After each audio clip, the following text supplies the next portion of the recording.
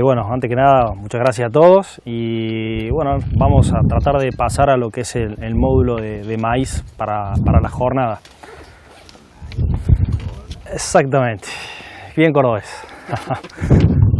No, bueno, básicamente el objetivo de esto es, primero lo que voy a reiterar es que si bien hay obviamente un direccionamiento de la conversación, si tienen dudas, quieren participar y generar intercambio, es lo mejor. Como se mencionó al principio, esto es un centro de entrenamiento, es algo que nosotros en su concepción original lo hacemos para entrenar a la gente que trabaja dentro del equipo de desarrollo y a la fuerza de ventas, tanto a los comerciales internos como a los distribuidores.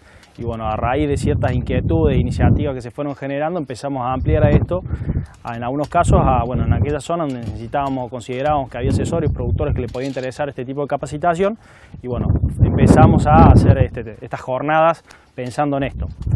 El foco de la jornada, más que nada, no va a estar basada en necesariamente hablar de productos, ¿sí? Vamos a tener una instancia pero bueno, lo que nosotros queremos repasar son cuestiones de manejo que tienen que ver con el posicionamiento de los híbridos y de alguna manera mostrar cómo trabaja Nidera a la hora de generar una recomendación final. ¿Qué quiere decir con esto? Muchas veces una información, el trabajo, ensayos, años de procesamiento de datos y demás se ve concentrado en una planilla muy reducida en el cual ustedes dicen que un producto van a recibir que un producto es mejor que otro, que tiene una recomendación de densidad y bueno, la posibilidad de esto es mostrarle cómo llegamos a eso. Hablando en criollo, cómo es nuestra cocina, ¿no? Cómo planteamos, cómo pensamos y en definitiva cómo tratamos de llegar con un producto de calidad al mercado. Bueno, ¿qué es lo que podemos empezar para darle un pantallazo general? Esto es un centro de investigación de la Cruz físicamente, en el cual el área de desarrollo de producto está haciendo un ensayo. Y bueno, ¿qué es lo que hace el área de desarrollo de producto? Testea, si se quiere, los productos que están avanzados en su fase y están próximos a ser comerciales. Entonces empieza a ampliar redes de testeo y empieza a generar información agronómica sobre materiales un poco más reducidos en su número. ¿Qué quiere decir con esto? Bueno, un híbrido que ustedes compran tiene en promedio entre 7 y 8 años de generación de información de su población original hasta que sale comercialmente. Y en esa población original probablemente hay 10.000, 11.000, 15.000 productos y llega 2, 3 a lo largo de esos 7 años.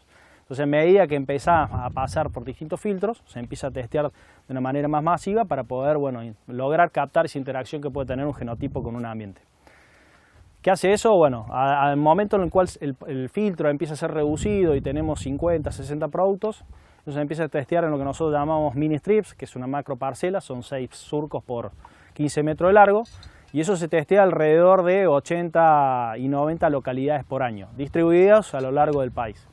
Son ensayos con un alto rigor estadístico y técnico, tienen diseños aleatorizados, una densidad constante, se busca tratar de maximizar las diferencias genéticas que por sí son pocas. Tengan en cuenta que una ganancia genética es de 100 kilos, 120, 130 kilos por año, entonces captar eso cuando hay tantos factores que nos hacen ruido, como puede ser el ambiente, el año, si llovió o no llovió, el efecto del suelo y demás, bueno, se busca tratar de tener errores, mejor dicho, minimizar ese error experimental y tener ensayos de alta calidad.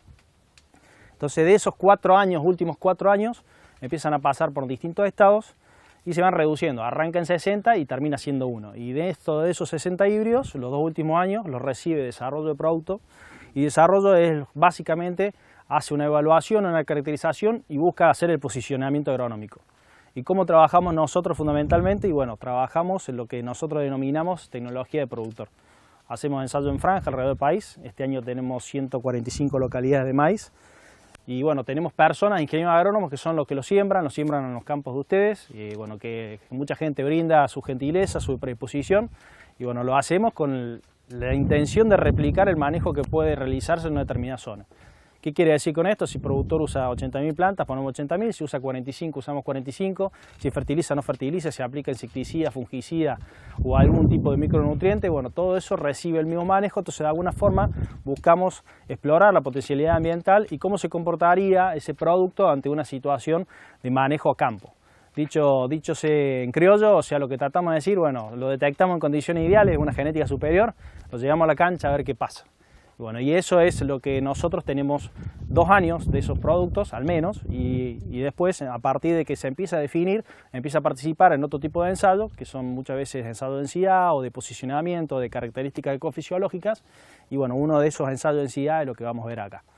Entonces, cuando un híbrido sale al mercado, tiene al menos entre 400 y 500 datos de rendimiento. Entonces, bueno, lo que buscamos es dar siempre una recomendación bien robusta y al momento de sacar un producto estar seguro que eso va a andar y que va a tener una aceptación, adaptación y después, bueno, el mercado en función de la tecnología, la genética u otra serie de características iría eligiendo hacia un rubro o hacia otro, ¿no? Bueno, haciendo esa introducción, ¿alguno tiene alguna duda? ¿Quiere preguntar algo respecto a eso? Bueno, no muerdo, ¿eh? O sea, el primer comentario que hago, si quieren hacer una interrupción, la podemos hacer. Bueno, recién haciendo analogía con soja, muchas de las discusiones que surgen y por qué hacemos este ensayo, bueno, detectamos que práctica agronómica tiene mucho impacto dentro de lo que es el cultivo. Recién hablábamos de soja, la correcta elección de un grupo de madurez y la correcta elección de una fecha de siembra puede hacer que el resultado sea, si quiere, favorable o directamente, bueno, ser negativo para la expectativa que uno tiene. En maíz, la realidad es que, bueno, las elecciones sobre la fecha de siembra y sobre el grupo de madurez es bastante más reducido. Todos los semideros tratamos de tener híbridos que se adapten a la mayor cantidad de ambiente y a la mayor cantidad de fecha de siembra.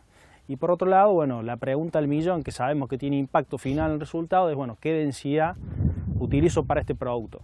Y para ventaja de los ingenieros agrónomos y para la gente que se dedica a esto, bueno, es una virtud porque sabemos que lamentablemente no hay una receta y que no siempre todos los resultados se pueden extrapolar. Así que bueno, el abordaje de esto es entender ciertos contextos, tratar de asociar qué se puede observar con un ensayo de densidad y qué se busca caracterizar dentro de un semillero a la hora de hacer un posicionamiento de estos productos, ¿no? Berní. Bueno, antes que nada tienen ahí las hojas. Algunos veo que ya la tienen, si quieren ir siguiendo porque quizás los de fondo no vean bien. Bueno, y tratar de a medida que vamos desarrollando los conceptos, bueno, de alguna forma ir dando un marco conceptual y de manejo con respecto a esto y la genética, la interacción con el ambiente, la fisiología de cultivo y qué variables podemos observar a la hora de hacer este tipo de ensayo, ¿no? La primera pregunta que hacemos es, ¿qué es la densidad per se? ¿Qué entienden por densidad y qué es lo que modificamos con la densidad o regulamos con la densidad? ¿Algún valiente que haga algún comentario? Espacio vital para cada planta. Exactamente. Lo que buscamos es regular el nivel de competencia o disponibilidad de plantas, el nivel de recurso individual que recibe cada planta en un lote. Entonces, si nosotros entendemos que estamos regulando eso, de alguna manera estamos regulando el ambiente individual de cada planta. Si bien nosotros cosechamos hectáreas, superficie y kilos, bueno, el resultado, la expresión individual de cada planta va a condicionar el resultado final. Entonces, si yo ya entiendo que es de alguna manera regular la competencia de recursos porque estoy definiendo el espacio individual que tiene cada planta, la pregunta es, bueno, ¿qué criterios te debería considerar a la hora de decidir la densidad para un determinado producto? Suelo. Perfecto. Suelo. ¿Qué más? Agua. Perfecto. ¿Qué otra cosa se les ocurre? Estructura de planta. Bueno, listo. Yo se lo resumo por 2 casos. Estructura de planta y genotipo. Características genéticas. Fertilización, agua, manejo de malezas, nutrientes, radiación, que lo vamos a condicionar en fecha de siembra temprana o tardía. Eso es ambiente. O sea, es la potencialidad, la cantidad de recursos individual que tiene cada planta. ¿Y por qué digo esto? Porque tenemos que empezar a pensar más en el concepto de ambiente y no en el concepto individual de si es más agua, menos agua, o si es fertilizante o menos fertilizante, porque todo se interactúa en conjunto y va a terminar de alguna forma condicionando el resultado final. Entonces, si nosotros tenemos que hay un genotipo que responde distinto que hay en el ambiente, obviamente hay una interacción entre el genotipo y el ambiente. Entonces, la potencialidad y el híbrido son los criterios fundamentales, porque no siempre interactúan de la misma forma. ¿Por qué hacemos este concepto y hacemos hincapié en el caso de maíz? Porque bueno, maíz tiene una respuesta de tipo parabólica, como se ve acá, un esquema teórico, o sea, con el cual hay un óptimo biológico por encima, por debajo del cual estamos perdiendo rinde o dejando de ganar. O sea, mírelos. Y si no quieren mirarlo en rendimiento, es desde el punto de vista económico, estamos dejando de ganar plata o estamos perdiendo plata por una correcta toma de decisión. ¿Y por qué se debe esto desde el punto de vista ecofisiológico? Y bueno, porque la planta de maíz tiene baja plasticidad reproductiva. No es una soja, no es un sorgo, no es un trigo, no es un girasol. Una planta dominada o dominante no compensa, o una menor cantidad de plantas dentro de la hilera no compensa lo que la otra deja de producir.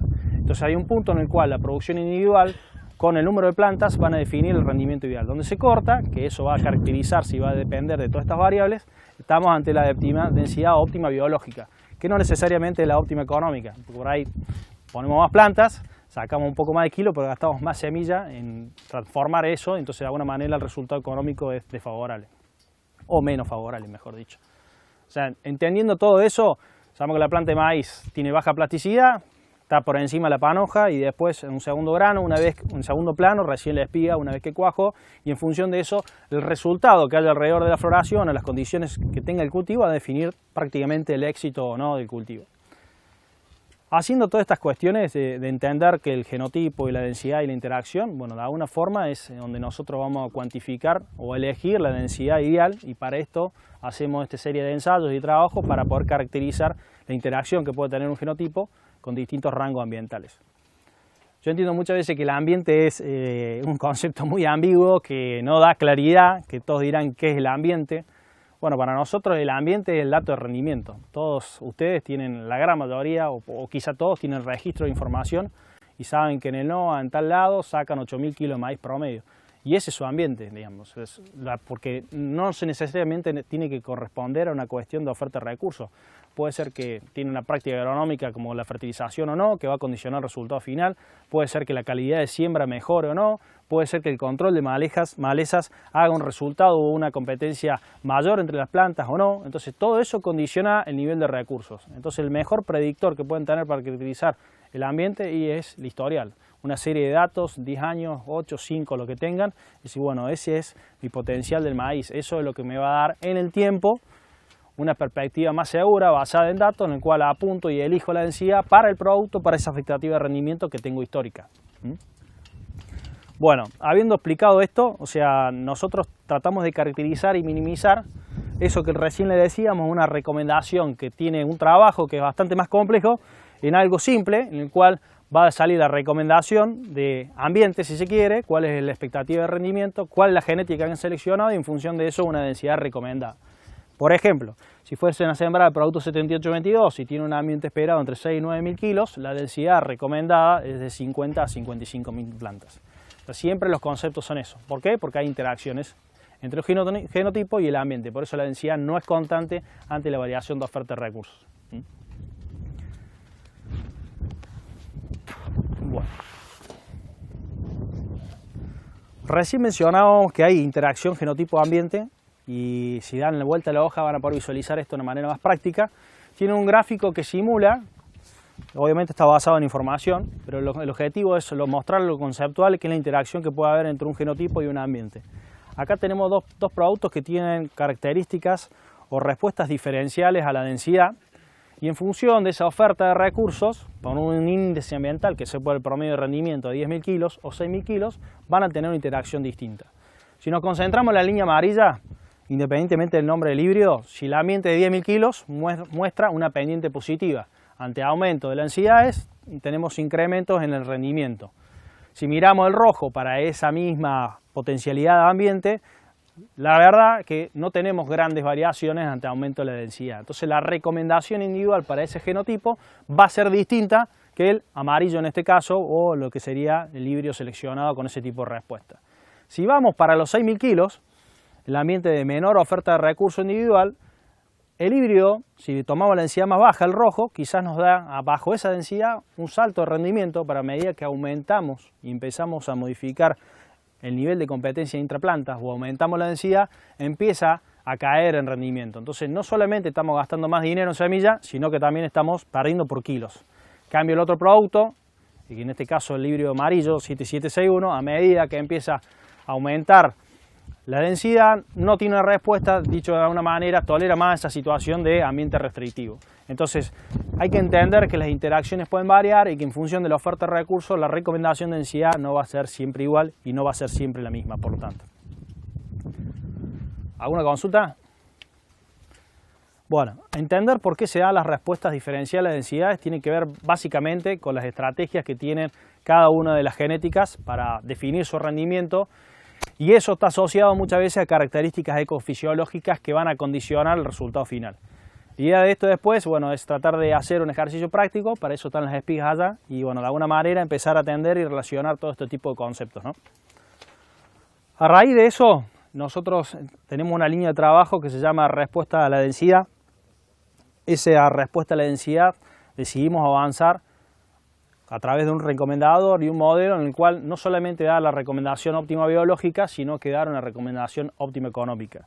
Así que bueno, en este caso creo que la semana que viene, lo que sea Sergio, la gente de Brufor, la gente de Antagro y demás van a tener un usuario, van a poder utilizar ese recomendador.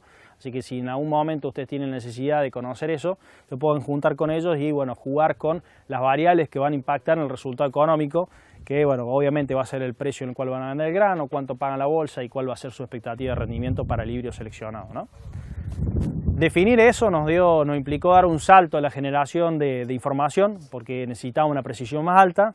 Redefinimos los modelos de cómo construir las curvas de densidad y bueno, parte de lo que van a ver a campo, que es un ensayo que está allá, es lo que hemos replicado a nivel país en muchas localidades.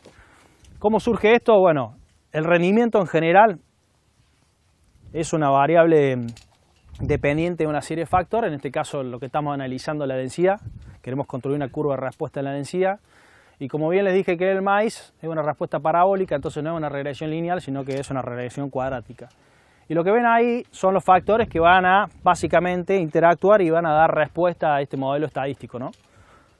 Y si lo pensamos desde el punto de vista lógico, más allá de lo que está elevado al cuadrado y las interacciones, lo que dijimos que es, bueno, obviamente va a ser un genotipo, el otro va a ser la densidad seleccionada y va a ser el ambiente y la interacción que se produce entre ese genotipo y ese ambiente. Nosotros necesitábamos abastecer y pensar en una red de ensayos que nos pudiera dar soporte en estos aspectos. Entonces, cuando hicimos el ensayo, lo que buscamos fue tratar de generar esa información. ¿Y cómo lo logramos? ¿Cómo lo hicimos? Bueno, pensando en densidades, tomamos 5 densidades. Y son densidades bien contrastantes. Son de 15 a 135.000 plantas, variando de 30 en 30. ¿Por qué? Porque lo que nosotros queremos hacer es lograr la curva parabólica. No queremos explorar un segmento que va de 50 a 70.000 plantas, hacer 50, 55, 60, 65, porque es probable que nos dé lineal, que nunca se caiga. Lo que nos está diciendo conceptualmente es erróneo. Está diciendo que ponele plantas, que nunca se va a pinchar, y la realidad es que el cultivo de maíz llega a un punto en el cual las condiciones individuales de la planta hacen que el rendimiento se desplome. Entonces no es ilimitado el número de poner plantas. Por eso hicimos eso. Y el hacer eso nos permite ver cosas muy interesantes de los productos que bueno, después vamos a tratar de poder visualizar a campo. Hablamos de índice ambiental. Índice ambiental, bueno, oferta de recursos. ¿Cómo logramos la oferta de recursos, la viabilidad en la oferta de recursos? ¿Una consulta fue? La oferta de recursos, nosotros teníamos una limitante física, no podríamos hacer 150 ensayos de densidad como si hacemos con la franja, porque bueno, realmente son muy costosos hacerlo, necesitan de gente que tenga cierta experiencia para poder realizarlo. No es fácil lograr 15.000 plantas, ni es fácil lograr 135, y sumado a eso, muchas veces el recurso tiempo para poder movilizar una sembradora, conseguir en este caso la oferta de gente que te pueda realizar, era bastante complicado. Entonces teníamos el desafío de generar variabilidad ambiental con recursos un poco más limitados de lo que podría haber sido sembrarlo en localidades. ¿Cómo hicimos eso de generar variabilidad? Y bueno, utilizamos 2 fechas de siembras, en este caso fue una sola. En otros centros y en otras localidades hicimos 2, porque utilizamos fechas bien contrastantes, septiembre y diciembre, o septiembre y noviembre, y así sucesivamente, y 2 niveles de fertilización. Esos 2 niveles de fertilización son 0 y 200 kg de N. No buscamos hacer una curva de respuesta a la densidad, simplemente generar variabilidad ambiental. Y bueno, lo resumiendo, y lo que tenemos que pensar es Bueno, yo estoy generando una oferta de radiación distinta con otra fecha de siembra, estoy generando una oferta de nutrientes o nutricional del principal elemento que condiciona el rendimiento de manera diferencial, entonces la lógica es decir, lo que estoy generando es variabilidad de recursos. Y al generar variabilidad de recursos, veo curvas de respuestas distintas. Veo que el genotipo, quizá con 200 kg de N, puedo poner 105.000 plantas por hectárea acá, en esta zona, aunque yo no lo creía, pero bueno, ya la idea es mostrárselo, y en otras situaciones, el no fertilizado probablemente esa densidad ya muestra una caída importante de rendimiento. Entonces lo que uno busca es generar esa variabilidad de ambiente para poder abastecer este modelo teórico. La interacción es, bueno, esto que van a ver acá está replicado en 25 localidades físicas, o sea, son los centros de entrenamiento más otras localidades que hicimos con el equipo de investigación. O sea que lo que buscamos es tratar de tener la mayor cantidad de ambientes para dar una recomendación lo más precisa posible. ¿Algún comentario, duda? Bueno, esto lo voy a pasar rápido. Nosotros con los ensayos que logramos densidad, al tener distintas fechas de siembra, logramos alrededor de 60 ambientes, hubo algunas localidades que por seca perdimos. Y bueno, entonces, ¿qué es lo que logramos con esto? Que cada híbrido para cada densidad tenga 60 datos. Entonces eso lo que buscamos es que nos dé una recomendación desde el punto de vista estadístico lo más robusto posible. O sea, tratamos de que con lo que llega al campo sea algo que esté validado y que obviamente tenga el respaldo de la información y no la apreciación personal de cada una de las personas que le toca tomar decisiones en esta cadena productiva, ¿no? Y bueno, lo que van a ver acá como una cuadrícula básicamente es el diseño del ensayo. Tiene una macro parcela que en este caso sería fecha de siembra, para esta localidad tenemos una sola.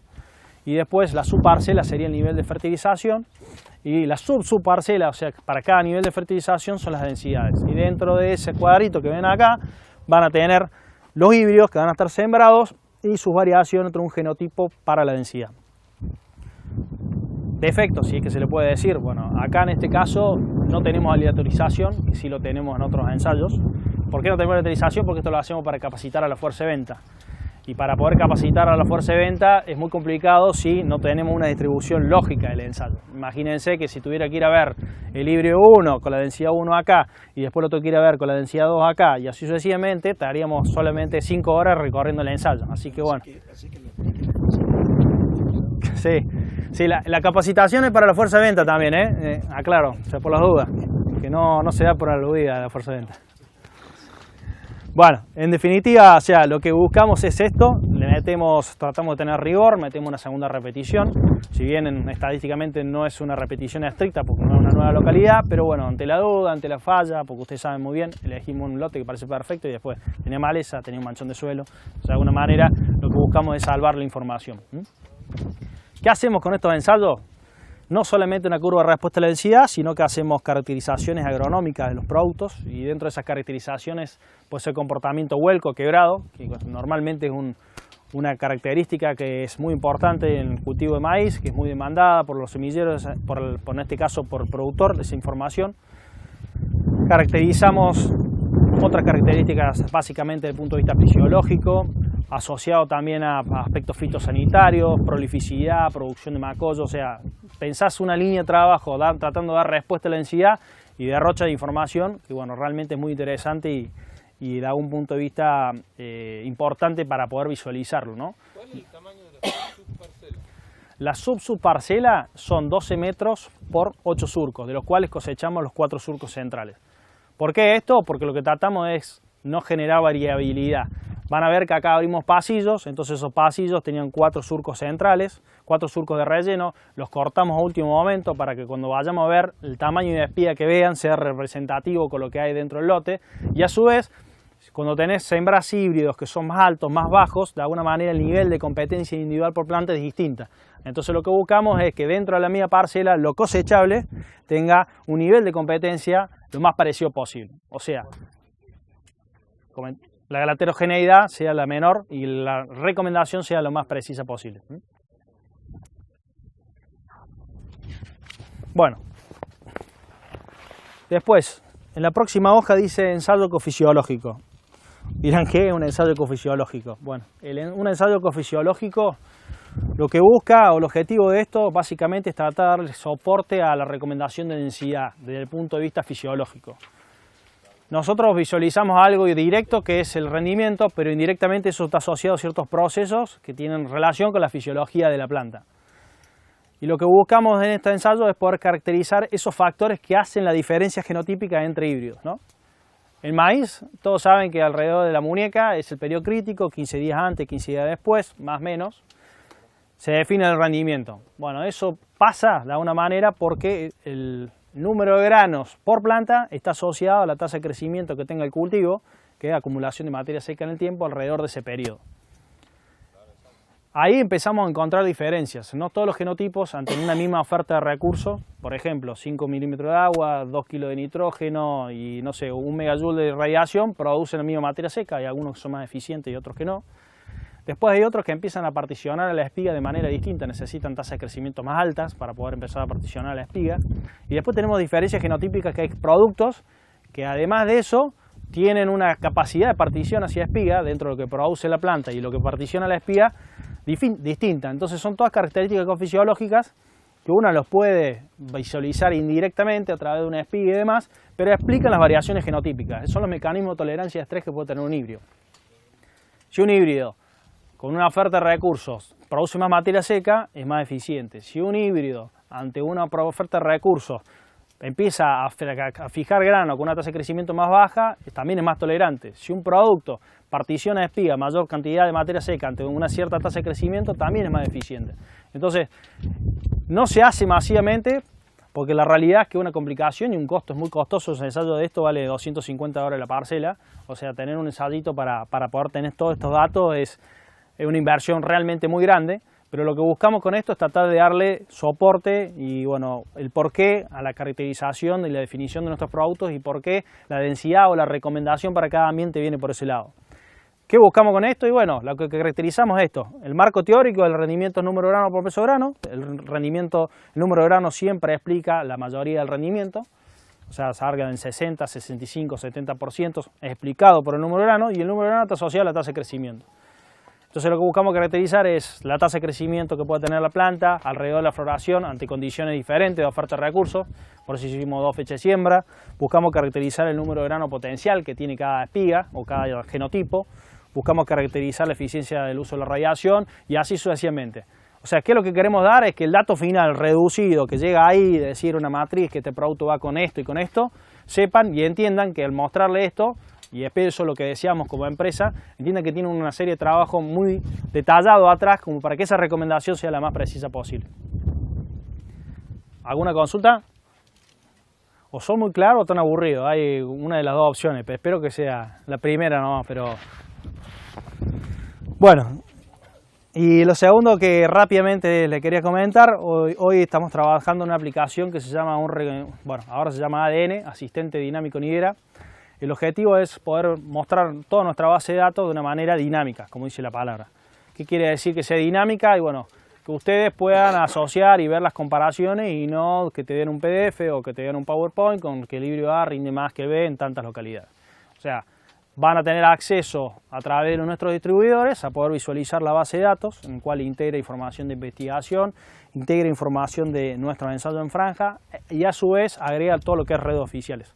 Entonces van a poder seleccionar con distintos criterios, ver de distintas formas, ya sea a través de una comparación estadística pareada, que es lo típico, o en un gráfico barras, o en una regresión, la característica de la interacción que puede tener un genotipo con el ambiente.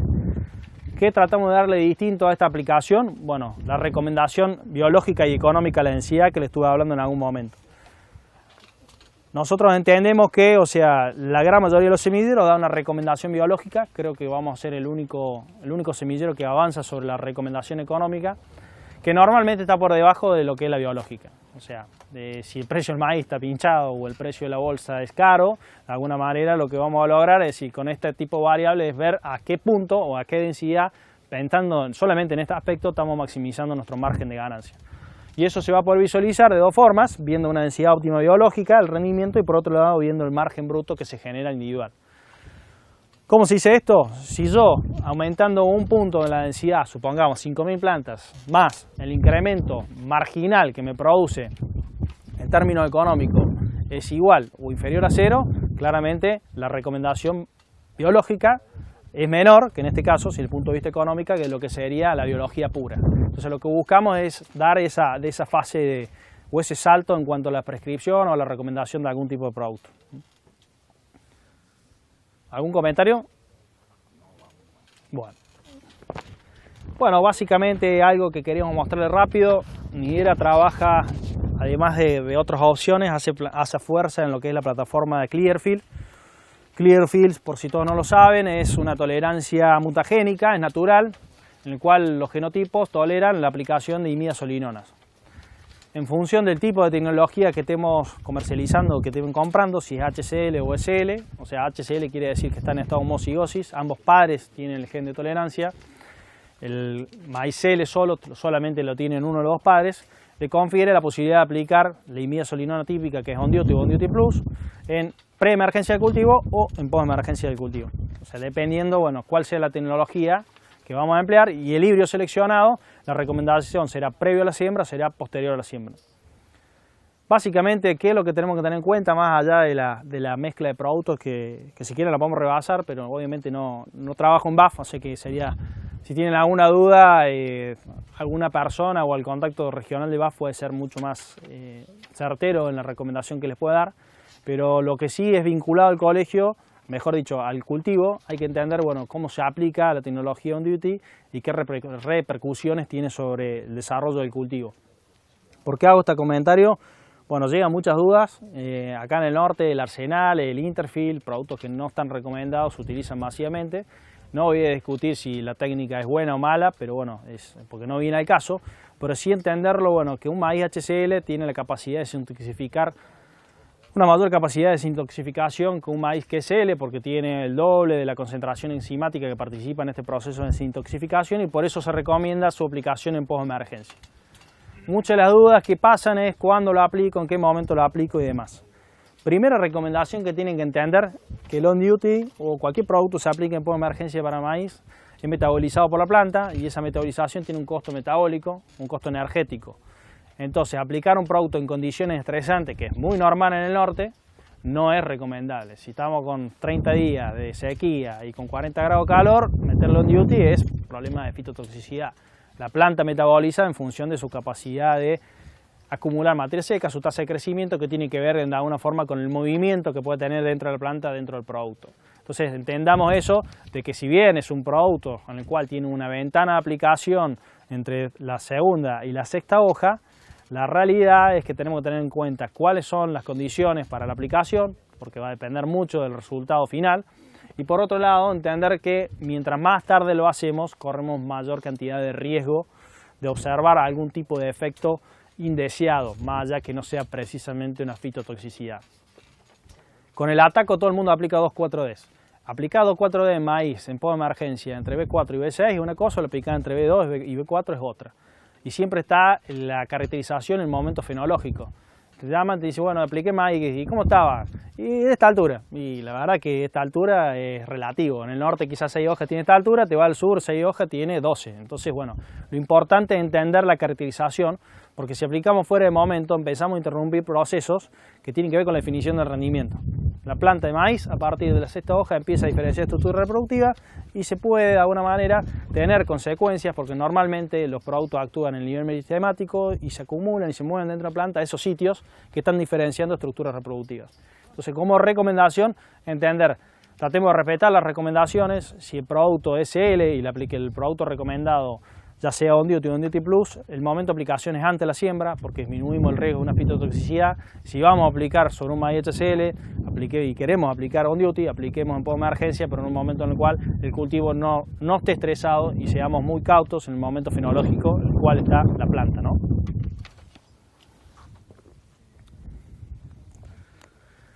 Bueno, ¿qué es lo que queríamos mostrar de alguna manera? Esta es información de la REM del año 2017. La tecnología Onduti es muy buena y muy valiosa para lo que es el control de gramíneas. Aquel que tiene problemas de sorgo Alepo, que tiene problemas con clorida y abusado, probablemente esté muy conforme con este tipo de herramientas. O sea, lo que hemos visto es, a través de ciertas estadísticas que lleva BAF, antes la tecnología CL muchas veces se compraba porque estaba dentro del germoplasma que yo quería y no se aplicaba. Y ahora año tras año vemos que la tasa de aplicación sobre la tecnología aplicada crece. Entonces, de alguna manera lo que refleja es una demanda genuina de la tecnología por una problemática de malezas que hoy está creciendo, está en aumento y de alguna manera tenemos que encontrar una solución. Lo que ven ahí son los mapas de distribución de malezas comunes, pues sorgo de Alepo, la equinocloa y cloris. Hago un comentario recién por el Euleucine. Euleucine no es controlada por OnDuty o no tiene un control óptimo, pero bueno, dentro de sus virtudes están estas malezas que normalmente son las más importantes de lo que sería el norte argentino, diría, del centro norte Córdoba hacia arriba. Bueno, y por último, simplemente esto es un ejemplo de lo que es el posicionamiento de un producto. Toda esa información que estuvimos hablando, que se genera a nivel de ensayos y demás, la tratamos de reducir en una cartilla de recomendación. Y esa cartilla de recomendación lo que tiene es tratar de mostrar el posicionamiento del producto. Para este ejemplo puntual tenemos 78, no es esta, tampoco esta, bueno, no importa, vamos a ver cualquier producto. En este ejemplo tenemos 7761 o 7784, que son productos caso 7761 que no estamos recomendando puntualmente para el norte. Y lo que van a ver siempre es cómo clasificamos los híbridos, es no por una recomendación zonal, porque van a ver que decir lo mismo que dijo Gabino, abarcan toda una zona, que muchas veces no es lo mismo para cada uno de ustedes porque tienen distintos ambientes. La realidad es que nosotros, si no encontramos interacción con ese ambiente, no estamos recomendándolos localmente. ¿Qué quiero decir con eso? O sea, las condiciones de potencialidad de recursos que puede tener metán, que puede tener la ajita, que puede tener la cocha, condicionan el resultado. Y si esas condiciones se replican en el NEA, se replican en el centro Córdoba, no vemos interacción. No es casual que todos los semilleros, la gran mayoría se concentre en 2, 3 productos que son los que venden masivamente y normalmente son los que tienen adaptación masiva. Hay híbridos que nosotros comercializamos del sur de la provincia de Buenos Aires, lo vendemos en NEA, NOA y el resto del país, como puede ser 7784, como así hay materiales de la competencia que, bueno, varios deben conocer o los deben usar, que también son masificados.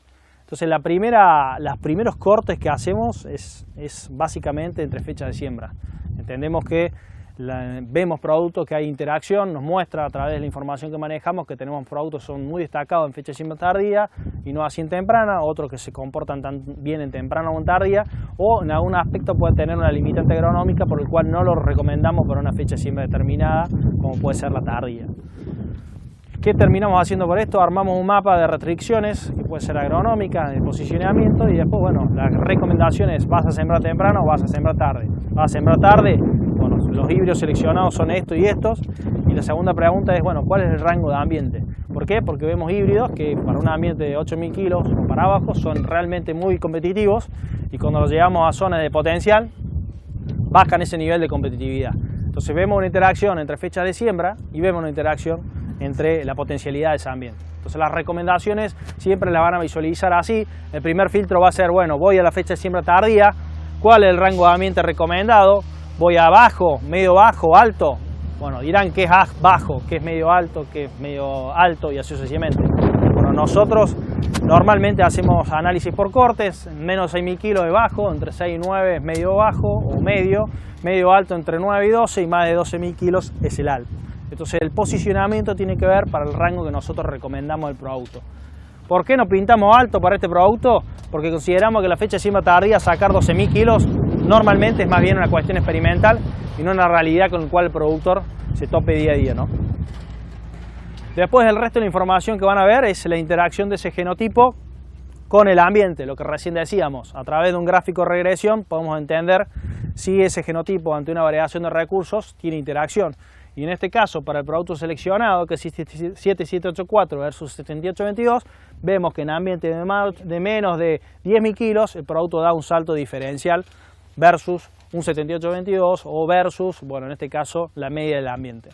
¿Cómo calificamos ese índice ambiental? Y bueno, es el promedio de rendimiento de una determinada localidad y, en definitiva, es la recomendación que terminamos dando para cada uno de los productos. Disculpa, Sí. ¿la fecha de segunda que es la fecha de... Sí. ¿Cuál es el rendimiento alto que se considera? ¿Cuál es el rendimiento alto? Vamos por partes. Nosotros el rendimiento alto constante. No hago variación por si es temprano o por es tardía, digamos. Para nosotros altos, más de 12.000 kilos. Y la realidad es que, bueno, en parcela experimental se puede obtener eso y más, pero la media de la zona en campo no sé si llega a los 7.000 kilos, o sea que no tengo el dato preciso, pero debe andar alrededor de eso. Después cada uno sabrá, por ahí tiene una situación bajo riego, tiene un lote de mayor potencial, aplica más tecnología y apunta a un rendimiento más alto. Nosotros lo que buscamos es el posicionamiento en eso.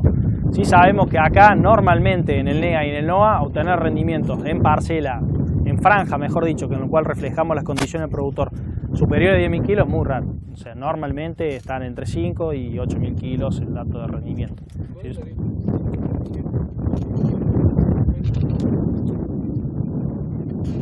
Vamos por partes.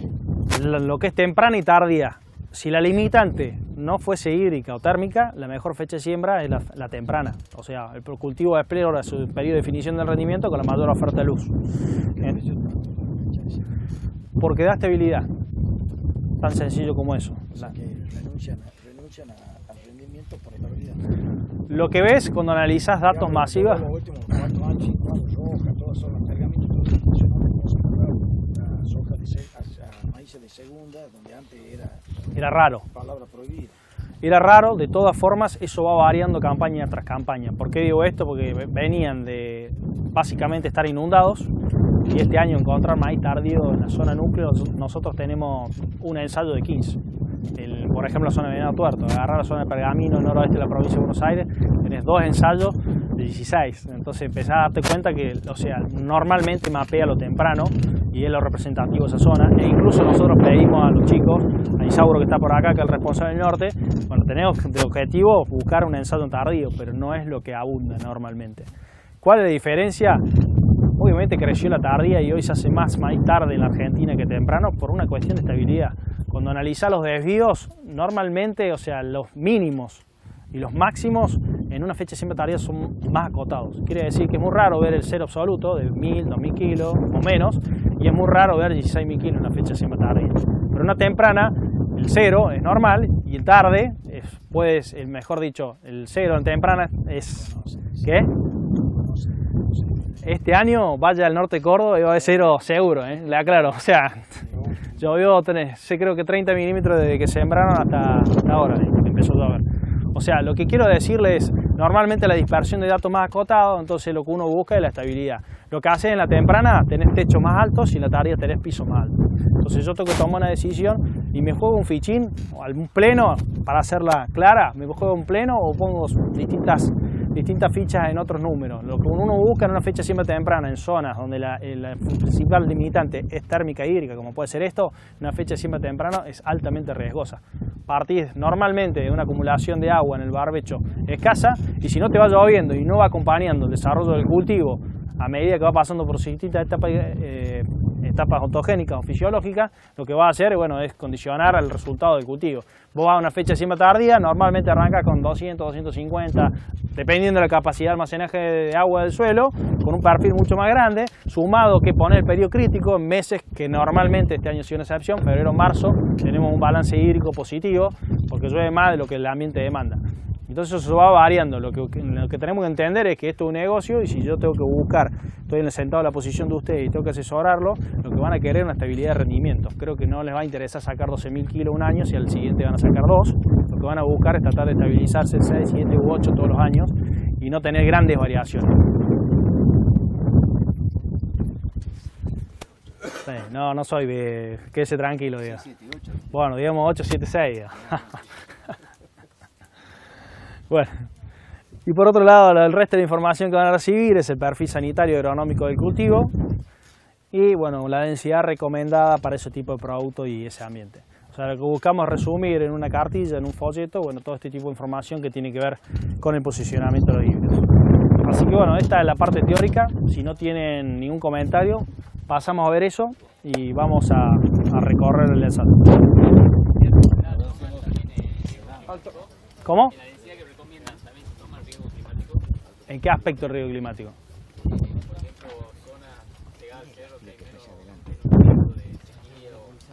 Bueno, Lo que hacemos es por ambiente, porque en esa zona que está pegado al cerro probablemente tenga un potencial de rinde mayor.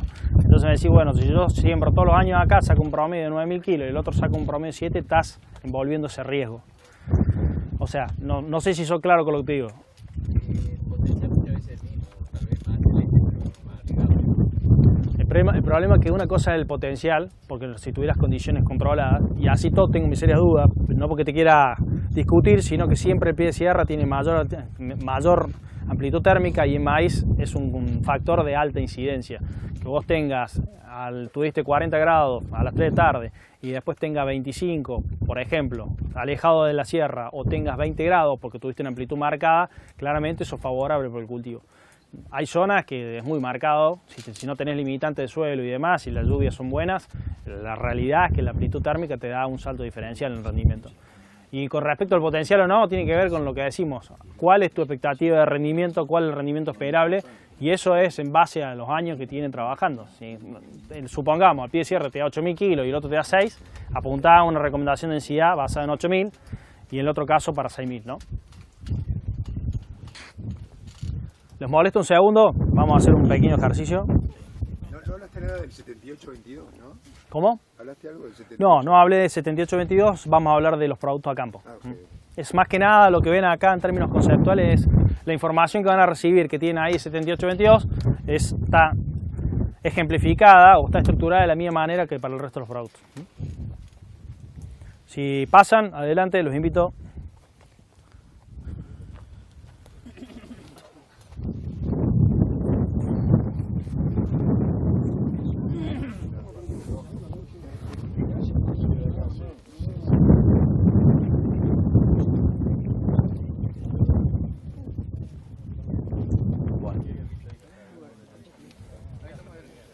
Ya hacemos un poco de lugar.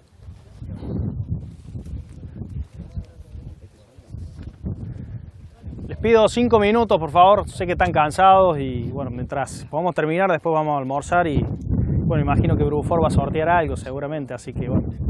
¿O no? Así es.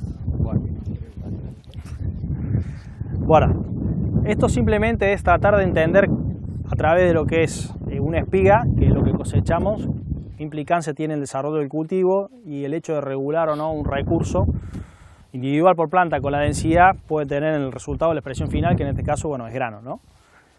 Básicamente les voy a dar una pequeña ayuda. Para acá tiene que ver con un nivel de fertilización y de acá para acá, mejor dicho, de acá para acá tiene que ver con un nivel de fertilización y desde el punto de vista horizontal tiene que ver con un producto o un híbrido. ¿Qué sería lo que van viendo en variación en tamaño de espiga? ¿Qué representaría esa espiga en sí? ¿Qué tipo de tratamiento puede representar? Del medio para allá es diferente que del medio para acá. Bueno, hay genotipos y hay variación de ambiente, o sea, sería esperable que tengamos respuestas distintas. Y si analizamos cada una de estas espigas, ¿qué ven? ¿Qué tratamiento está representando de alguna manera el tamaño de la espiga? ¿Se acuerdan que hablamos de una macroparcela que es fertilización y después una subparcela? Exactamente, la densidad. La densidad lo que hace es condicionar la cantidad de recursos individual que hay por planta y eso hace que se exprese en términos de rendimiento de manera distinta. Si bien el rendimiento final lo hace la densidad por el número de plantas que tenemos, mejor dicho, la producción individual por cada planta por el número de plantas que tenemos en una hectárea, lo que vamos viviendo es que con eso vamos regulando esa baja plasticidad reproductiva y por ende la capacidad de fijar granos de una planta individual ante una oferta de recursos va variando. ¿Qué se mira esto? Bueno, de acá para acá, o sea, esta primera densidad que ven acá, son 15.000 plantas. Macollos son. Lo que vemos es 15.000, 45, que debe ser la densidad que usa la gran mayoría acá, 75, 105 y 135.000 plantas. O sea, vemos que hay variaciones de estrategia de generación de recursos. Hay productos como este, que para la densidad de 15.000 produjo 3 espigas por planta.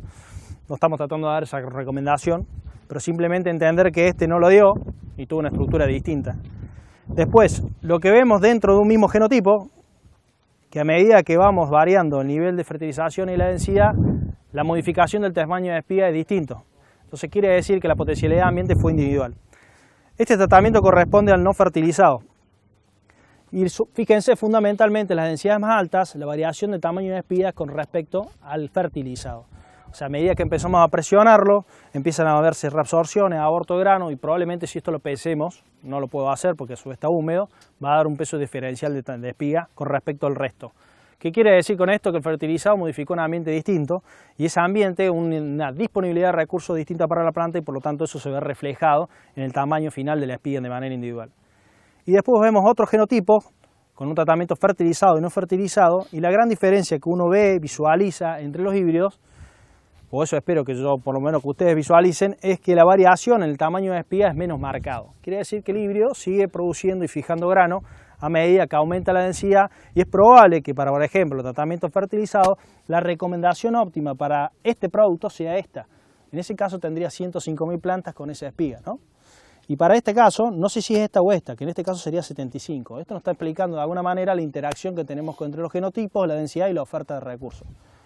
Eso es lo que nosotros buscamos, entender que cada ambiente condiciona la respuesta, que hay genotipos que se diferencian, y la recomendación de densidad es diferencial por esto, que tienen determinadas características ecofisiológicas que van a condicionar el resultado final, que es el rendimiento. Si no tienen ningún comentario, vamos a campo directamente. Y disculpa, vos sacaste uno de cada densidad. Exacto. Los macólicos y el número de espigas de macollos, ¿cómo fue? Normalmente lo que vemos, primer comentario, 15.000 plantas, fertilizado o no fertilizado. Esos dos macollos, Sí. ¿qué corresponden? Esos dos macollos, estos son dos espigas de dos macollos y planta principal en 15.000. Y estos son dos macollos y espiga principal en 15.000 plantas. ¿Qué es lo que quiero decir? Es, no vamos a ver grandes diferencias con 15.000 plantas entre un fertilizado y un no fertilizado. La planta prácticamente crece libre, sin ningún tipo de competencia, entonces la capacidad de producción es, digamos, en potencial de lo que pueda hacer esa planta para esa condición, ¿no? Las diferencias las empezamos a notar cuando empezamos a presionar el cultivo, o sea, no es lo mismo que tenga 75, que tenga 45, que tenga 105, porque compite más. Al competir más, la capacidad de producción individual es más alta o más baja. Entonces la variabilidad la vamos a ver acá. O sea, esto no está fertilizado y esto sí está fertilizado. Entonces las variaciones pueden ser distintas. Lo mismo que acá. Las más de mayor cantidad de diferencia no la vamos a ver en 45.000 plantas, sino que las vamos a pensar a ver en 75. Y eso indirectamente nos puede cotejar, acá generé variabilidad con fertilizante. Y si yo pensé que era de 10.000 kilos el año y apliqué tecnología para 10.000 y fue de 5.000, ¿cómo se comportaría el genotipo? O sea, es menor cantidad de recursos. ¿Qué tipo de predicción va a tener? ¿Se va a caer si le aumento la densidad? ¿Se va a caer porque le arregla la densidad o se va a mantener? Bueno, eso hace la diferencia de cada genotipo. Y tengan una cosa en cuenta, que todos los programas de mejoramiento se seleccionan con alta densidad. No estoy diciendo que acá en el norte haya que utilizar. Simplemente en términos conceptuales se utilizan con alta densidad porque, por un lado, la ganancia genética está dada porque se seleccionan productos que toleran mayores densidad y por lo tanto tienen mayor capacidad de fijar grano por metro cuadrado. Y por otro lado, porque la densidad de alguna forma refleja el nivel de competencia que va a tener y es un mecanismo indirecto para seleccionar híbridos que toleren estrés. Así que bueno, si no hay ninguna duda. ¿Martín, y ensayo de distanciamiento tiene? No, no hacemos ensayos de distanciamiento. Básicamente nos han preguntado en varios lados si hacemos. Te diría que hoy no es una variable de gran respuesta agronómica con respecto a lo que puede ser la densidad o no. Y por otro lado, lo que vemos es que hay una complejidad de tipo logística, no necesariamente para nosotros, que también sería complicado, pero normalmente el productor siembra el espaciamiento en función de la maquinaria disponible. Y eso está asociado a que cultivo sea el principal. Caso maíz, en la gran mayoría del país se siembra 52 porque la soja normalmente se sembraba 52. Te vas al sur de la provincia de Buenos Aires, se hace trigo 35 o girasol a 70, la gran mayoría del maíz a 70. ¿Qué hace individualmente el espaciamiento? A medida que vos achicás hileras, mejora la distribución individual de la planta. Con respecto a la hilera, o sea, dentro de la misma hilera o entre hileras, tiene una distribución más pareja. A medida que vas achicando, mejora esa distribución, se aprovecharía mejor la luz. Luego a medida que agrandas hilera pasa al revés. Hay una mayor distancia entre surcos, pero hay una mayor superposición de planta individual. ¿Qué es lo que dice la teoría? ¿Qué dicen los libros y demás? Bueno, que a 70, si tu limitante hídrica, si tu principal limitante es hídrica, a 70 sería un mejor espaciamiento. ¿Por qué? Porque parte del sol incide directamente en el suelo y no hay una evaporación o evapotranspiración constante por parte de la planta. O sea, se corta la capilaridad y se cuida el recurso que es escaso.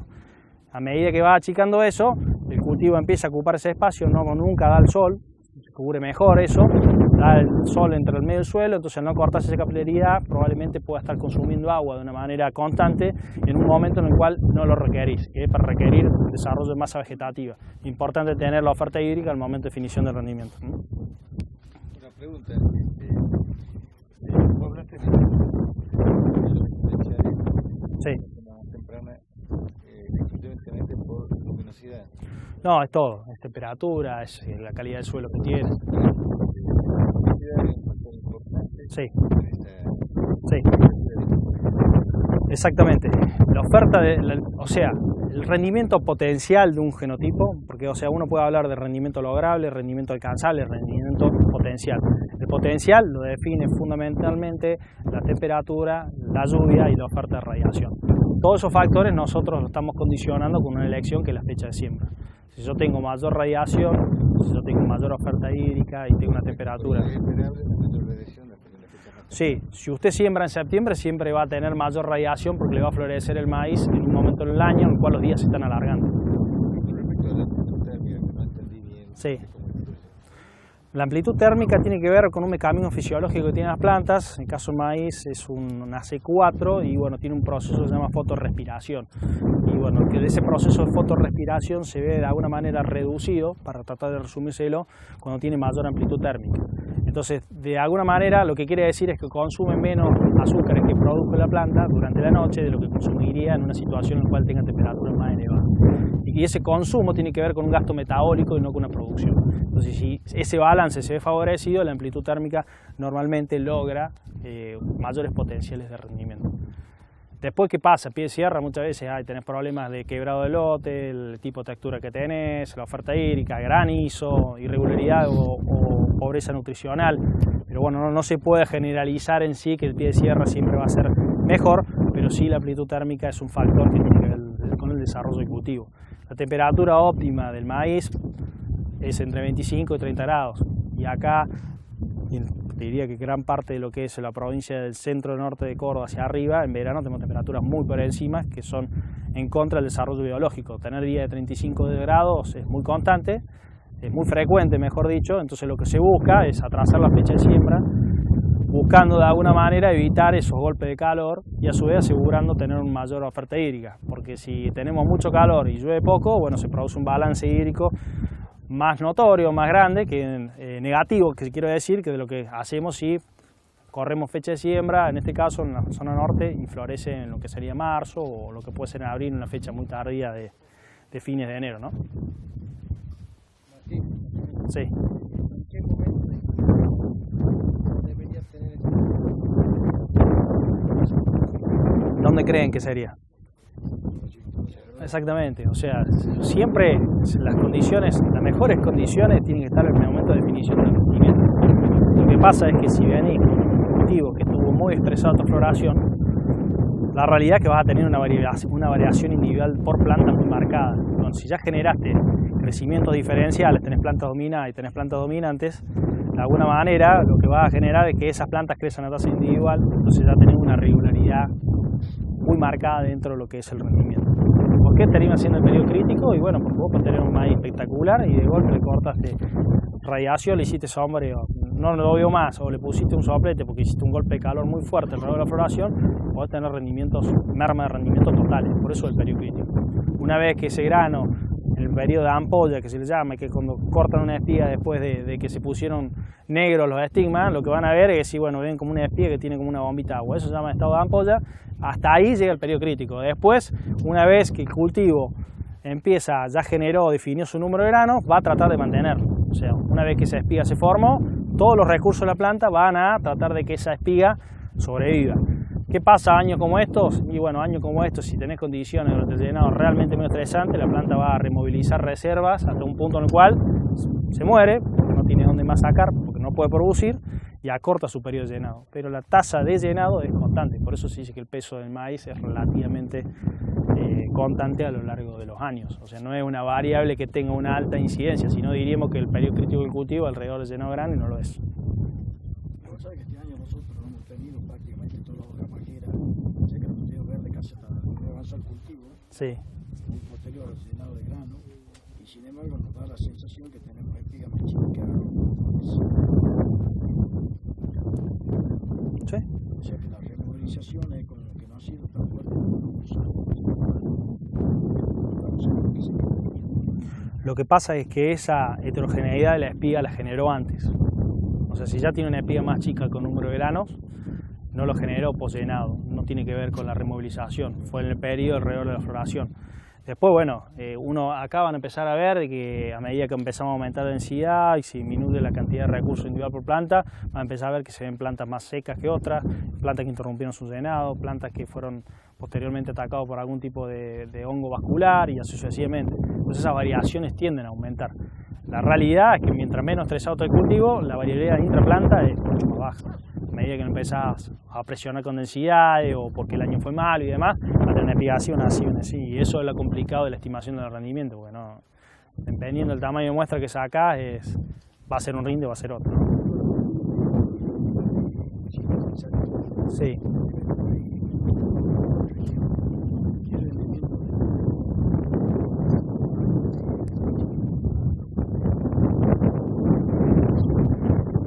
Pero una cosa es lograble y otra cosa es la potencialidad. No son... Parcelas que tratan de reflejar Exacto. lo que es en el gran cultivo. Por eso no hablamos de potencial, porque potencial ya conocemos. Bueno, el año pasado, si tuviera que hablar un promedio, porque de este año obviamente no cosechamos nada, el promedio ha andado alrededor de 6.500 kilos, con parcelas de 4 y algunos pocos ensayos de 8.000, 9.000 kilos, digamos. Y una... de 6 a 8 es un valor como para calcular. Exactamente. En el campo. Sí, exactamente. O sea, no del material en general, porque ese índice ambiental, esos ensayos no son solamente híbridos nuestros, metemos material de competencia y metemos los híbridos que consideramos que son los mejores. Normalmente lo que buscamos es eso, es decir, bueno, selecciono cuál es el mejor producto de una marca, cuál es el mejor del otro y cuál es el mejor del otro, y eso es lo que llevamos y analizamos.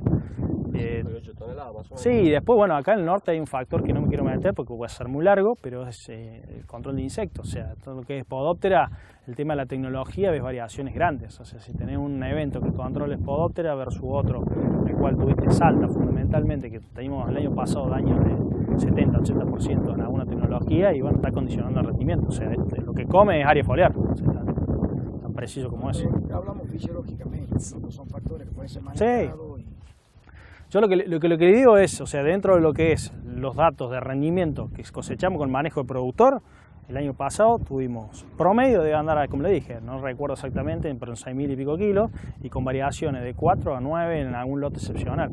Pero acá en este ensayo, que realmente está muy bueno, no sé cómo fueron las condiciones de la cruz, pero claramente se lo ve muy bueno, va a haber rendimiento de 11-12.000 kilos seguro.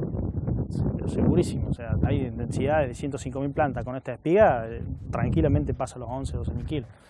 Entonces, eso te lo condiciona, es lo que te lleva a pensar, a decir, bueno, si es una cuestión de tecnología o es cuestión de cargar de cerca al cerro, no lo sé.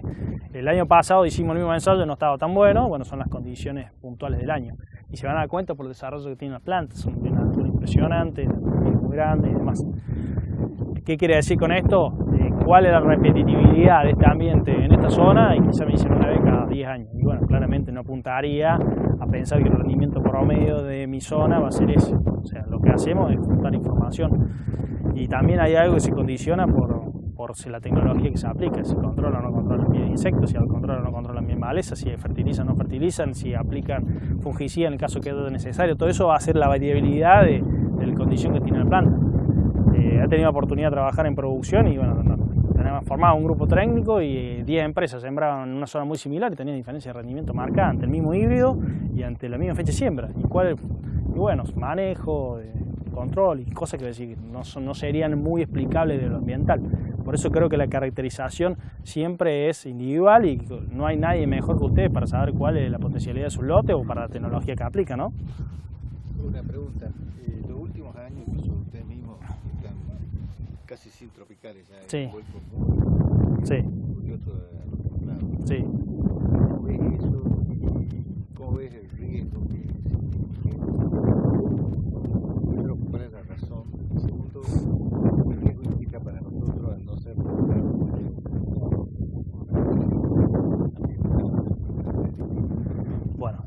primera pregunta, ¿por qué? Porque cuando todas las empresas tenemos acceso a unas encuestas, y normalmente hay una empresa que se dedica a esto que es de referencia, y ves que año tras año aumenta la demanda de templados. O sea, ya en el norte muy pocas empresas te piden tropicales. Entonces, bueno, la realidad es cuando vos tenés que hacer una estrategia en la cual tenés que tratar de capturar el mayor volumen del mercado, si el volumen del mercado del norte es una encuesta bien contrastante, 10% tropicales, 20% templado, y no voy a hacer recurso en algo desde el punto de vista estratégico, el cual no representa la realidad de ese mercado. Esa es la primera pregunta. Después, el tropical per se, y bueno, lo que tiene normalmente es un buen perfil sanitario. Hoy la gran mayoría de los materiales templados que se comercializan en la zona tienen muy buen perfil sanitario, o sea, de lo que son los templados. La otra característica que tiene, que muchas veces se habla, que bueno, es difícil de cuantificar, es el tema de lo que es piroplasma, que puede ser una enfermedad más propia de la zona, más endémica de acá. Pero por otro lado, cuando uno analiza realmente los casos, la frecuencia, los problemáticos con el piroplasma en ensayos, es muy baja. Y después hay características asociadas a los materiales tropicales que normalmente tienen problemas agronómicos más severos que los templados. O sea, ¿qué quiere decir con sequía, se vuelca y así sucesivamente? Entonces, cuando pasas por experiencia de tener que levantar un maíz con gente porque está todo totalmente en el piso, y bueno, ahí es cuando ves que hay empresas que dicen no quiero más tropicales. Después, ¿qué tiene el tropical? Y normalmente tiene una tolerancia mayor al calor y de una manera lo que pueden ser las condiciones del norte. Pero hoy, teniendo ensayos tropicales en nuestra red, no vemos un salto diferente de rendimiento, o sea, no, que se justifique. Y el programa de niera puntualmente de tropical fue aportado acá y se va a traer materiales de Brasil que se van a testear, que se testean, pero ya no se hace mejoramiento per se en esta zona. Como le digo, o sea, los motivos son múltiples y bueno, básicamente lo que uno va copiando va a abastecer el mercado. Recién hablaban de soja RR o maíz RR o no. Y la realidad, cuando vos mirás la encuesta, no sé si será sido porque Monsanto hizo eso o la razón que sea, porque será por una cuestión de imposición del mercado, pero hoy el 5% del mercado quiere maíz, no RR. Y porque ya compro, tener hasta logísticamente es complicado. Es decir, tengo una soja al lado, tengo un maíz que no es RR, este no lo sé, manejo 10.000 hectáreas o 1.000 o 2.000. Entonces, hasta lo logístico hace que ya te demandan el tipo de tecnología, y eso que nosotros siempre tuvimos fuerte en HCL. Entonces hay cosas que no las podés descuidar y negar, porque es lo que te va marcando la tendencia de lo que quiere el consumidor. Si fue impuesto o no fue impuesto, no lo sé, pero de alguna manera las razones son decir, estoy atendiendo un nicho de mercado y estoy dejando de desentender todo el resto porque no tengo la tecnología que hoy el mercado me demanda. Eso básicamente hace la estrategia, porque como les dije, un programa de mejoramiento no es, che, mañana tengo un híbrido, o sea, tengo que seleccionar, incorporar mi tecnología, eso demora un tiempo, se puede invertir y ganar años reduciendo y mandando contraestación, pero en general es todo recurso. Entonces, cuando tenés que hacer un uso estratégico de ese recurso, vas palpeando la necesidad del mercado. Nadie vende un MG en el norte, en lo que sea NEA, no, ni el centro norte de Córdoba, nadie quiere un MG, o sea, ¿para qué vamos a generar un MG? Y hoy ya hay varios que no están queriendo algunas tecnologías que hace 2 o 3 años tenían vigencia.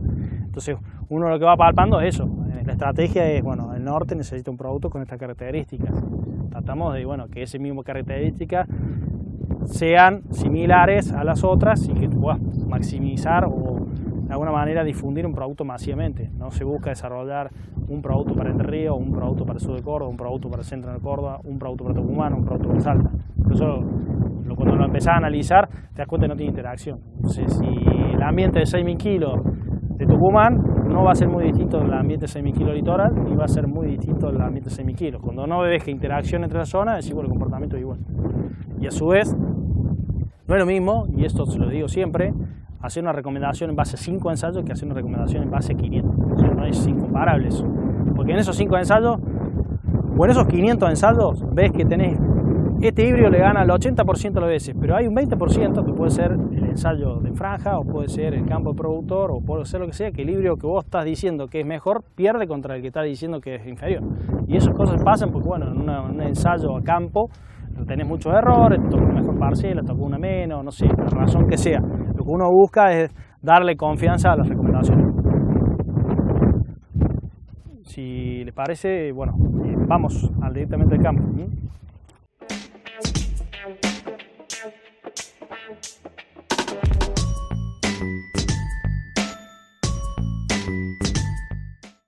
Le voy a pedir un poquito de colaboración, la parcela es chica y va a ser difícil caminar, pero la idea es que puedan visualizar un poco lo que fuimos viendo o hablando con el transcurso de la jornada, ¿no? Básicamente vamos a tratar de, en este caso nos vamos a parar en el bloque no fertilizado, que representa, creo que la gran mayoría no fertiliza en el norte, o por lo menos ese es mi conocimiento. Ustedes pueden decirme si han empezado a realizar algún tipo de práctica de fertilización. Y bueno, esto es un ensayo sembrado el 27-28 de enero, si mal no recuerdo, y lo que van a ver acá es las variaciones de las densidades. Tenemos una densidad allá que ven a la izquierda, que no la vamos a pasar, si después que tienen interés y ganas podemos dar una vuelta, de 15.000 plantas, en el cual ahí, bueno, podemos ver la potencialidad en la fijación del número de granos, si produce macollo, si tiene una tendencia a la prolificidad o no, tiene que ver con las características genotípicas. Después tenemos la densidad 45, normalmente creo que deben andar todos alrededor de las 45 y 55.000 plantas en la zona. Y vamos a pasar por el pasillo este de 45-75 y a la vuelta, para ver estos mecanismos de cómo se comporta el híbrido a medida que lo empezamos a presionar en planta y le empezamos a exigir más a esa planta individual, vamos a pasar por el de 75-105.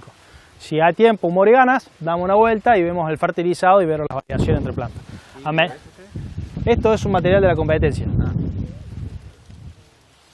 Después, bueno, lo que acá también tenemos, bueno, es un material de la competencia, bueno, sirve también ver cómo estamos referenciados versus a productos que nosotros consideramos que son realmente buenos y que tienen importancia dentro del mercado. A medida que vayamos caminando, vamos a ir charlando los productos. Si tienen alguna duda o alguna inquietud con respecto a lo que estamos posicionando en el norte, podemos llegar a hablar. Este ensayo, como les dije, se replica en el país y como nosotros a partir de ciertos productos que empezamos a recibir, hacemos la caracterización agronómica, van a haber materiales experimentales, que no me voy a detener mucho porque bueno, son experimentales y no sabemos si realmente van a ver la luz o van a salir al mercado en algún momento. Los invito a pasar.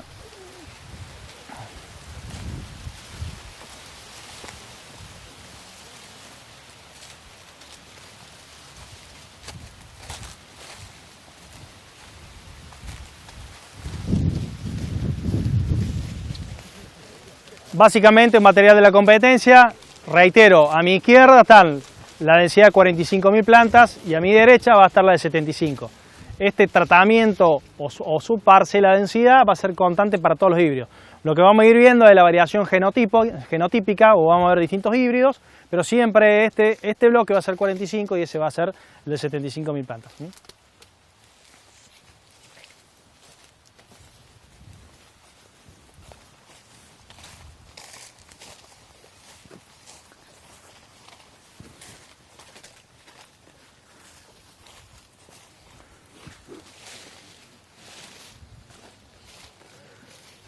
Aquel producto que pasamos es un material experimental, no vamos a tratar de hacer foco.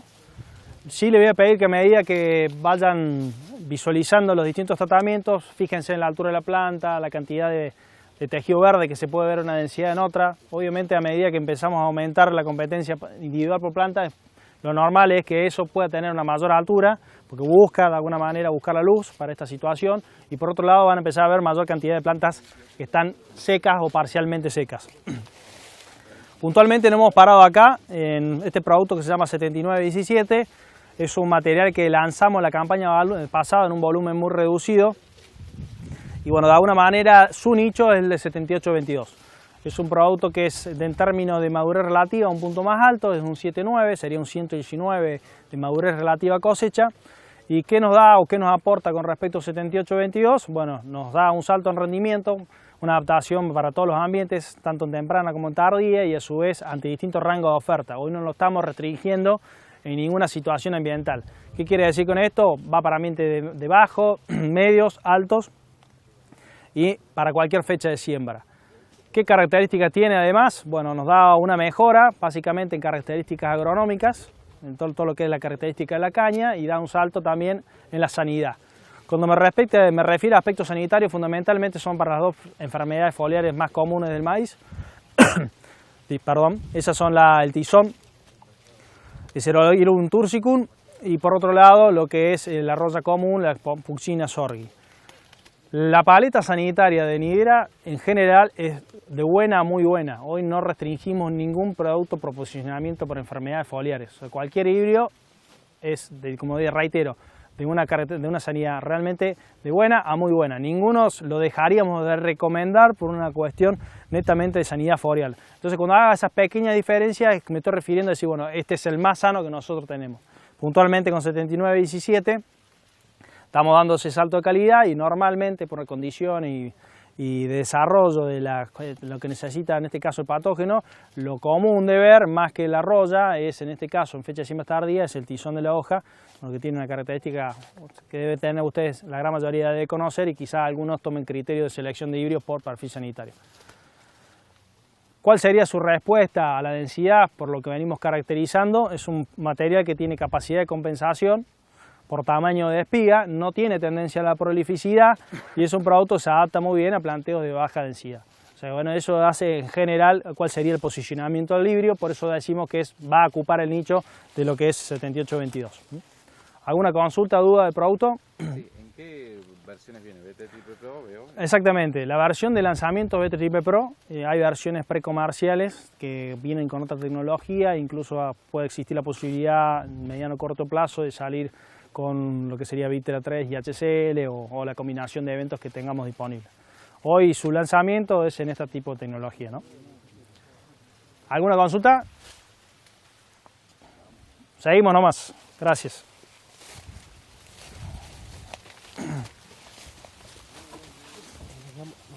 Acá, bueno, básicamente a mi derecha y a mi izquierda están las densidades distintas de 45 a 75 mil plantas.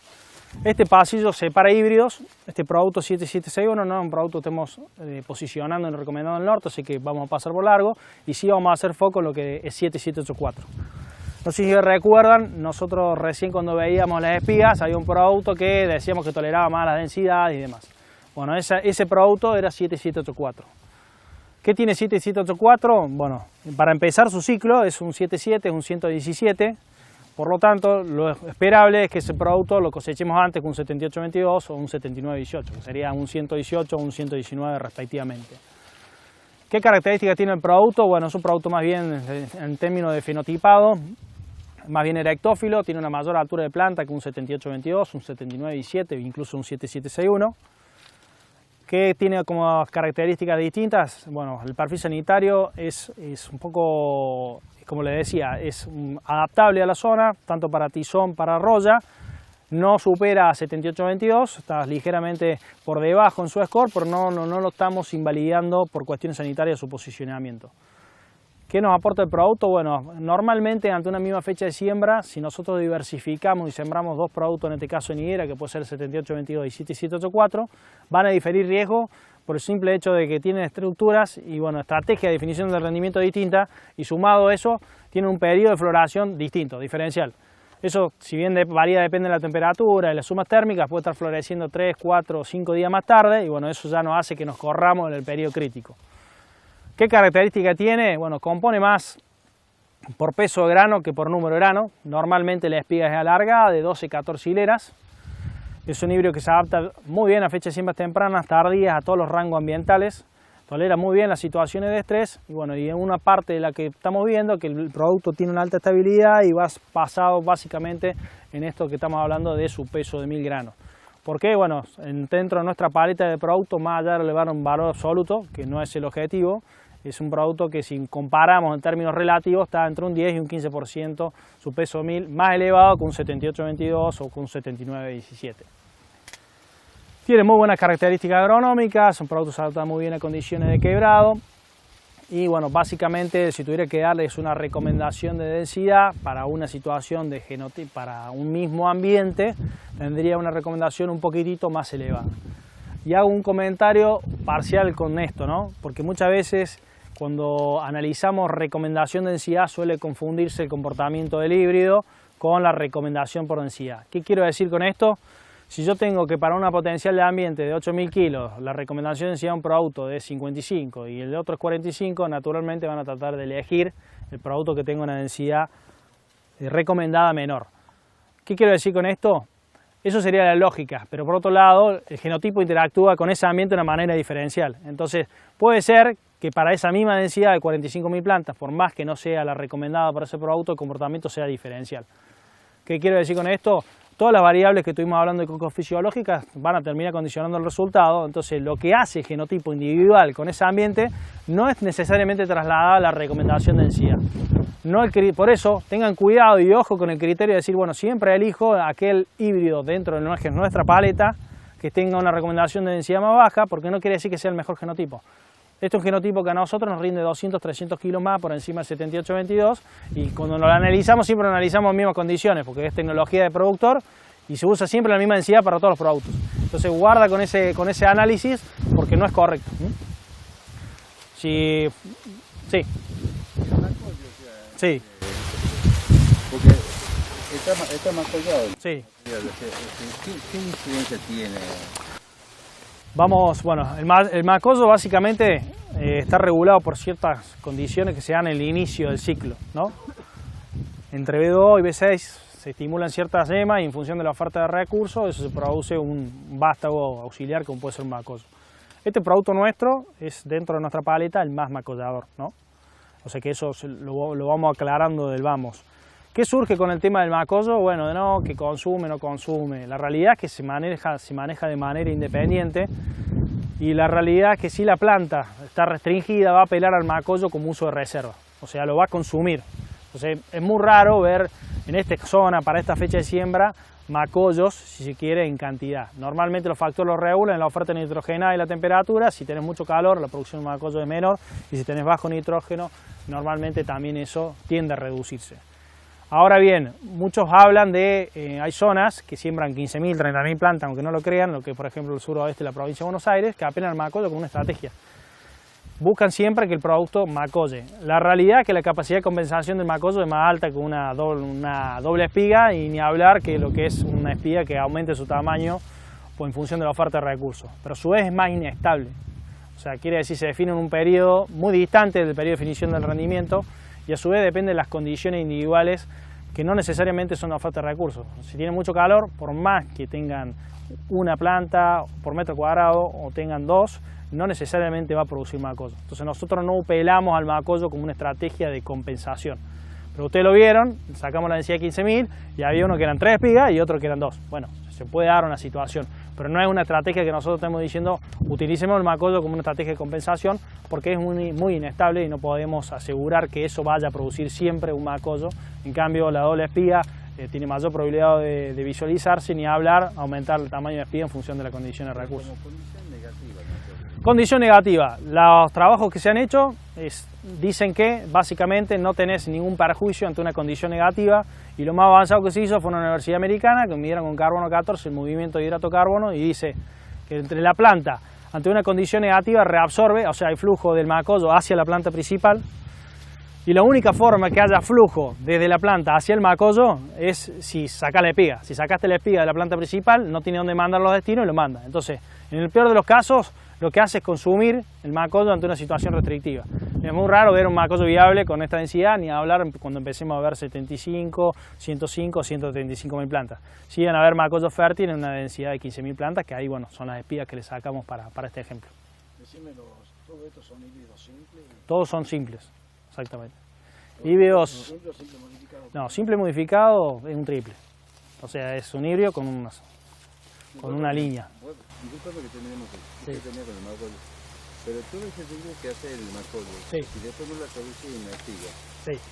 por más que debemos ir desde el macoyo a la planta principal, Sí. no perder un montón de... No, porque ese macoyo tiene capacidad de producción. O sea, ese macoyo tiene hojas, produce y fija su grano. ¿Me explico? Yo O sea, entiendo lo que dice José, tener una seca la mierda y tiene una planta con dos. se va a chupar el macoyo. No lo vas a ver. O sea, la realidad es que la planta va censando. Más allá, o sea, los invito a revisar bibliografía si alguno tiene ganas. O sea, no es lo que diga Niguera o en este caso le estoy diciendo yo. Es lo que las instituciones públicas han generado. INTA tiene trabajos, hay trabajos americanos y demás. La realidad es que el macoyo normalmente no lo desea el productor, pero una cuestión que el amparo es visual. Entonces, o sea, la pregunta es... Lo ves con espigas chicas, incluso temprano, con mucha potencia. Sí, por eso, pasa que eso se regula. Y entonces dice eso cuánto me afecta el rendimiento en definitiva, que es lo que estamos haciendo. No, por eso le estoy diciendo, si no hay flujo de la planta principal porque es el punto. Es decir, bueno, ¿se mueve o no se mueve savia? Como decíamos en la primaria. ¿Se mueve o no se mueve? Si no se mueve, quiere decir que no está consumiendo recursos. Eso es lo que quiero decirles. Pero bueno, en su momento nos dicen, porque hay esta zona, no puntualmente acá, pero en otra zona que hace frío, este año se vio mucho macoyo, y la realidad, bueno, surgió discusión. Tanto Bernabé y bueno, la gente de Antagro y demás tienen un trabajo que nosotros hicimos, ahí se cita la bibliografía. Lo que les puedo sugerir es que si tienen dudas e inquietudes, bueno, revisen la bibliografía y bueno, saquen las conclusiones. Nosotros lo que hacemos básicamente es, bueno, la experimentación que tenemos con estos ensayos, vemos que hay híbridos que macoyan más, que macoyan menos, vemos que factores como la oferta nitrogenada puede hacer que tengas 2 macoyos por planta o ninguno, entonces son factores que condicionan la expresión y nunca lo aplicamos como una estrategia, porque hay zonas donde ya lo apuntan como una estrategia estable para compensar rendimiento y hay otras zonas que no lo quieren saber absolutamente nada. Entonces, una pregunta respecto al nitrógeno. sí. Si fertilizas con diamónico, por ejemplo, Sí. y además agrega urea en la siembra. Yo ahora cuento que aquí es muy difícil que tengamos lavado de suelo y tener exploración de raíces del metro 80 Sí. bien. Yo no creo que digamos como llegamos ahora que hemos dejado el suelo seco, en todos lados. ¿Tiene sentido la aplicación? Voy en la teoría. ¿Por qué no hacer la aplicación nitrogenada en el arranque con la sembradora? Sí. Y hacerla en B4, B6. ¿Por qué se hace así o por qué no hacerlo en B4, B6? No hacerla en el arranque. Claro, porque Bueno. no reemplazar. No. Decíamos que cuando hacíamos en esa etapa, si era urea, estaba disponible, después de todo el proceso que requiere la urea para que esté disponible para la planta, estaba disponible justo al momento de la aplicación. La realidad es que el consumo de nitrógeno empieza a aumentar a partir de la 6ª hoja. Mientras tanto, no. Entonces, ponerlo antes es, desde el punto de vista operativo y el punto de vista económico, mejor, no hay duda. Pero por otro lado, bajo una situación de lavado o lo que sea, estás poniendo un nutriente que no es necesario ni utilizado por la planta en ese momento. Está bien, pero lo dejas. En el caso de la unidad de nitrógeno, Sí. con el diamónico que termina saliendo más barato, siempre que tenemos que reponer fósforo, Sí. usamos el maíz para reponer el fósforo después de los años de soja. Sí, O en una rotación incluso 1 a 1, yo no fertilizo la soja y le pongo doble fósforo del maíz. Poner que en ese momento yo agregue 200 kilos de diamónico, lo que serían 36 kilos de unidad de nitrógeno, Sí. que daría, qué sé yo, 100 y pico kilos de 26 de kilo de maíz. exacto. No tiene más sentido ese esquema de fertilización que el B4. Pero le vuelvo a decir, depende de múltiples factores. Si es por la fisiología de la planta, el riesgo debería ser decir, bueno, ¿para qué le voy a poner nitrógeno ahora si no lo va a consumir? Pero por otro lado decir, bueno, no tengo la exhibición, me sale más económico, peso menos las plantas, daño menos la hoja porque no tengo que chorrear, y lo querés hacer la fertilización a la siembra, siempre y cuando tenga la posibilidad de poner fertilizante al costado, porque la realidad es que hay un límite para poder ponerlo con la semilla. Eso es muy relativo a cada zona. Hay zonas donde se bolea urea y acá bolear urea es imposible, digamos. O sea, la tirás y ya se volatilizó. Entonces, y salvo que te caiga una lluvia ese mismo día. Entonces no podemos generalizar las respuestas. La lógica de la aplicación desdoblada de nitrógeno tiene que ver con la necesidad de consumo de la planta. Y la planta empieza a encañar a partir de la 6ª hoja y empieza a consumir nitrógeno, ¿para qué los vas a poner antes? Desde el punto de vista fisiológico. Después está lo numérico, está lo operativo y demás. O sea, no hay que dejar de perder de vista eso. Una pavada, les voy a decir simple, bueno, a uno le tocó trabajar en producción y bueno, inocular semillas de soja para 15.000 hectáreas era complicado desde el punto de vista logístico y no había duda que te iba a dar un salto en rendimiento. Pero la logística, el movimiento y demás hacía muchas veces que uno se viera restringido y priorizara ciertas características. Entonces acá lo que quiero apelar es lo mismo, la fisiología es una cosa, el otro por otro lado es la oportunidad, la posibilidad económica, la parte operativa, entonces no es perfecto. Desde el punto de vista fisiológico, apliquémoslo a partir de ese momento. Después, desde el punto de vista operativo, costo y demás, es válido. O sea, lo que uno no puede saber es cuál es el grado de lixiviación que puede tener. Pero usted aplica 100 kilos de urea, supongamos, a la siembra, porque lo puso de doblado, le removió en 100 milímetros, no vio nada la planta, se va abajo. O sea, y el momento que lo necesita no lo tiene. Entonces eso es relativo a las condiciones que se da. Desde Me decís, bueno, normalmente no tengo esa situación y listo. O no puedo conseguir la máquina, obviamente lo que haría sería aplicarlo a la siembra. Eso es lo que quiero decir, está lo fisiológico y después está una serie de factores. Lamentablemente en el campo se hace muchas veces lo que maximice el resultado, en este caso económico, y no lo que estrictamente sea fisiológicamente adecuado.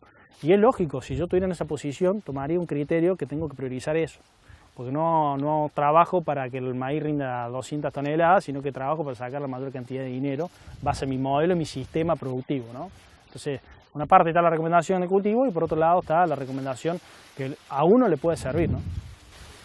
Una pregunta. Lo poco que estamos midiendo es una gran compactación acá en el norte. Sí. Baja filtración, estructuras muy laminares. Y la pregunta es si acá han medido esto y si en qué medida esto nos puede estar limitando la productividad.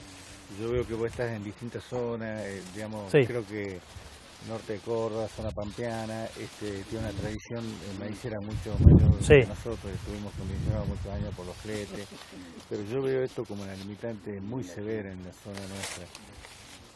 La realidad es que, o sea, el suelo es un sustrato sobre el cual se desarrolla la planta. Usted mencionó que tenía problemas de suelos alcalinos. Normalmente los suelos alcalinos son laminares, que tienen falta de estructura en la planta, eso condiciona el desarrollo radicular. Condicionar el desarrollo radicular te limita la absorción de nutrientes, te limita la oxigenación que tiene la planta, la capacidad de consumo de agua. O sea, son múltiples factores los que tienen que ver. Después, la experiencia regional, acá honestamente no tengo el dato de cómo es el tipo de suelo, ni hasta dónde llega el perfil efectivo. Pero ¿qué le puedo decir? Cada zona tiene su limitante. En Entre Ríos tenés suelos que son vertisoles, que son suelos muy arcillosos, se compacta, se parte, ves huecos, después te va a la zona del sudeste de la provincia de Buenos Aires, va a un lote que parece perfecto y tenés 30 centímetros tosca, entonces la capacidad de almacenaje de agua es 30 centímetros, entonces la variabilidad va cambiando. Sí creo que bueno, hay ciertas ventajas competitivas por el cual el productor adopta ciertas tecnologías o por cual el cultivo de maíz ha sido exitoso. Mencionó Centro Norte Córdoba, son lotes en tierras nuevas con alto nivel de fósforo, la gran mayoría está en 30, 40, 50 partes por millón para arriba. Y por otro lado la oferta nitrogenada, al tener materia orgánica alta y al sembrar una fecha de siembra tardía, la tasa de minimización de aporte de cultivo normalmente no es restrictiva.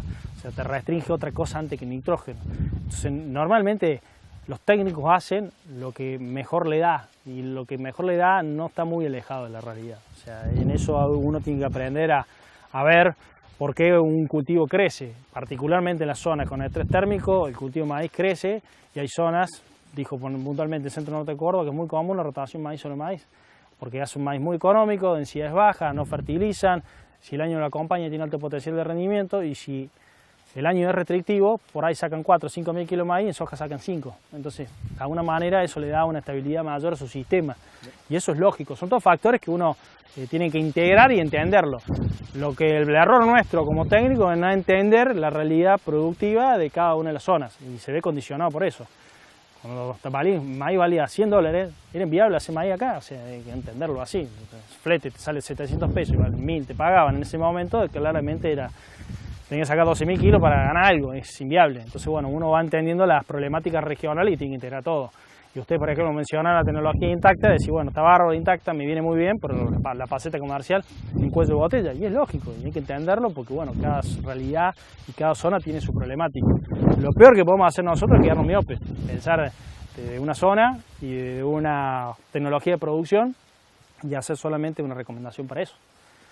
La zona núcleo pampeana te ponen hoy, te decís, no, si no tenemos maíz para 90.000 plantas en algún lado, no lo quieren. Bueno, y hay zonas de decir, no tenemos maíz para 30.000. Entonces, bueno, hay que entender cuál es la idiosincrasia y los planteos productivos.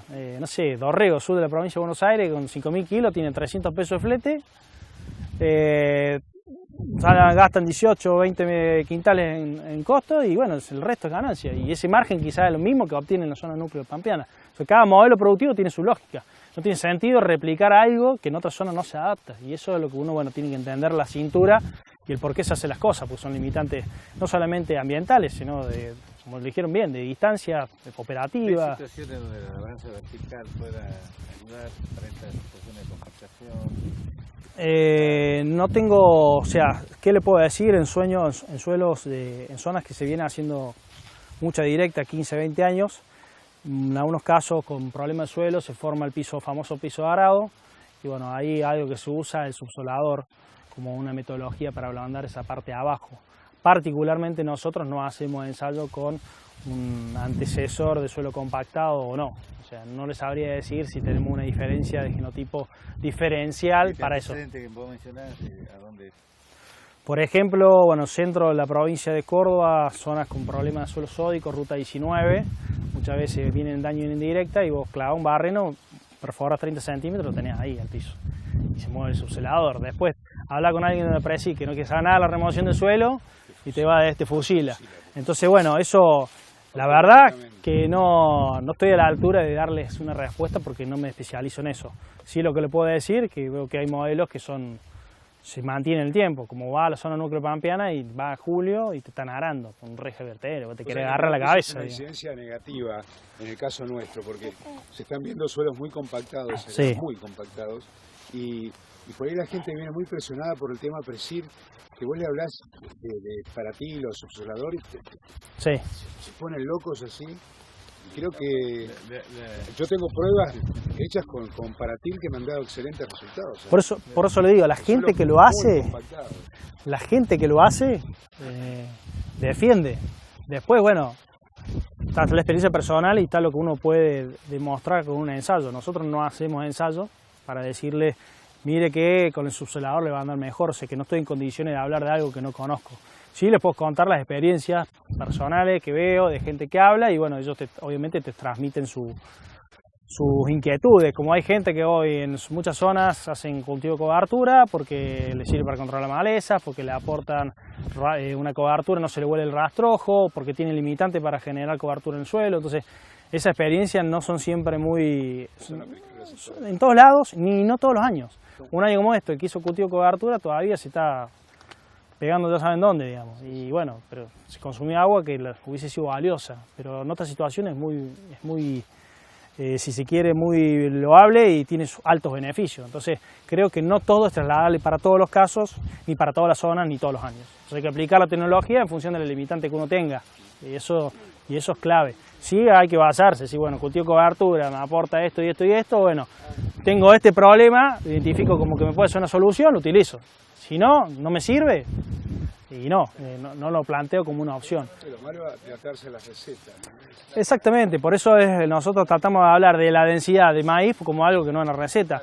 En suelos arenosos, donde se hace maní, que la provincia de Córdoba hace maní, fundamentalmente manicera, o sea, hacen maní y vuelven los 3 años y hacen cultivo de cobertura constantemente, hacen maíz, trigo, no te meten soja porque necesitan fijar eso porque se les vuelve el suelo. Entonces las problemáticas agronómicas, es decir, bueno, mi limitante de volador de suelo es más importante que tener 20 milímetros de agua menos en el perfil. Bueno, entonces eso, lo que quiero decirles es que hay que ir adaptándolo para cada una de las situaciones o la limitante que pueda tener uno, ¿no?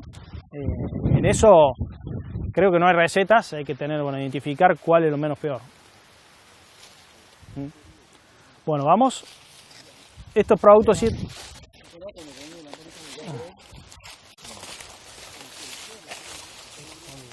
¿A qué producto en experimental Viptera? Vamos a pasar de largo porque es experimental, pero para que sepan que estamos trabajando con esa tecnología. Es probable que ese producto avance. Si avance va a haber un volumen de disponible de bolsas que se va a focalizar desde norte de Córdoba hacia arriba, y no. Para que estés atento vos, me preguntas. Bueno, esto es 7822, creo que el híbrido de Niguera que más conocen, o el único que conocen. Bueno, hoy la tranquilidad que nos deja es que tenemos una paleta de productos que a priori, en la gran mayoría de las características, es superadora a 7822. Acá hay daño cogollero, le aclaro porque van a haber espigas con mucho daño. Y bueno, ¿qué tiene de ventaja el producto? Bueno, es que si no lo tenemos el resto, que apila la tecnología de BT Pro con Clearfield. Y sumado a eso, bueno, material que se adapta muy bien a los planteos productivos de la zona, baja densidad, buen perfil sanitario y demás. Este es un 7.8 y dentro de la gama de productos nuevos que maneja Niguera, que es lo que tenemos todo acá, que normalmente tienen 4 números, bueno, es el producto de mayor antigüedad. ¿Alguna duda, algún comentario con respecto a este producto? ¿Nada? ¿Están con hambre? Bueno. ¿Volvemos por allá? No, damos la vuelta por acá y volvemos. Acá lo que vamos a hacer es volver por los mismos híbridos, o sea, no nos vamos a tener en sí los productos, pero sí vamos a ver variaciones en los tratamientos. Recién veníamos por una densidad 45-75.000 plantas, ahora vamos a pasar por el pasillo de 75 y 105.000 plantas. Miren nomás la característica de la parcela, cómo está la espiga, empiezan a ver la heterogeneidad que se puede llegar a generar. Comentario, no miren la punta porque esta espiga no tuvo competida, pero sí hacia adentro. Entonces, bueno, lo que nosotros vemos con este ensayo es qué estrategia tiene. Es un material que tenía una espiga muy grande con 45.000 plantas y reduce quizás su tamaño en una situación de 105.000 de una manera más marcada que otros híbridos. Entonces hay que entender que tiene estrategias distintas y que eso hace su posicionamiento, su recomendación diferencial. Lo que les pido que vayan mirando eso, básicamente la variación, cómo está un híbrido con 75, con 105.000 plantas y demás. Y acá le hago yo una pregunta, ¿cómo hubiesen pensado ver? Porque sé que es totalmente descabellado, ni estamos tratando de recomendar eso. Pero bueno, mi sorpresa fue grata al ver un maíz con 75.000 plantas o 105.000 plantas y ver el potencial que puede tener este año para esta condición, lo que puede ser la genética, ¿no? Recién, no sé, no lo veo el señor que me preguntaba del tema de la potencialidad de año tras año. Bueno, y acá hay parcelas que fíjense el tamaño de la espiga nomás y calculen por 75.000 plantas que puede tener, 7,5, y vamos a hablar de muchas parcelas que van a estar arriba de los 11-12.000 kilos, ¿no? O sea que, bueno, el potencial muchas veces está, hay que ver cómo se maneja y de todas formas esto es demostrativo para que lo puedan visualizar. O sea que esté parado. Está sugiriendo que estamos usando poca planta. No, creo que hay que apuntar al potencial, o sea, el potencial promedio son 7-8.000 kilos, la recomendación normalmente para todos los híbridos está alrededor de los 50-55.000 plantas. Lo que quiero decir que los materiales actuales, ese rango de fluctuación es más grande, no quiere decir que si pongo 5.000 plantas más o 5.000 plantas menos voy a perder o rendimiento por excederme de una manera, si se quiere, grande, o si voy a dejar de ganar rinde porque puse 5.000 plantas menos. Tiene capacidad de compensación y ese óptimo biológico no es tan taxativo, no es que es o le pones 45 o no rinde, o le pones 45 o rinde 10.000. Es evidente que para la oferta que tuvo este año... Sí, ha andado muy bien. Lo que sí le digo, o sea, recién dice está parado, cierto, está parado, pero esto está llegando a madurez fisiológica. ¿Cómo? Este es el no fertilizado. No fertilizado. Después, bueno, hay que ver esto cosecha, es muy probable que empecemos a ver diferencias genotípicas y por eso hacemos también estos ensayos. ¿Qué fuente de nitrógeno usan? Puntualmente, lo que el ensayo, no sé qué se aplicó acá, pero el objetivo es tirar 200 kilos de nitrógeno. O sea, si usás MAP, DAP, nitrato de amonio calcáreo, lo que quieras y demás, no es algo que estamos condicionando al cooperador. Simplemente lo que buscamos es que hubiese un objetivo de una oferta nitrogenada alta, ¿no? Bueno, vamos caminando. Voy a frenar en los materiales que estamos recomendando para el norte. Este es el 7784 que recién hablábamos. Una mención que no hice de este producto es dentro del posicionamiento que estamos haciendo hoy para el mercado de silaje. Este es el híbrido en el cual estamos traccionando, tiene mayor porte de planta y bueno, de alguna manera la producción entre lo que es grano y lo que es materia verde es más elevada.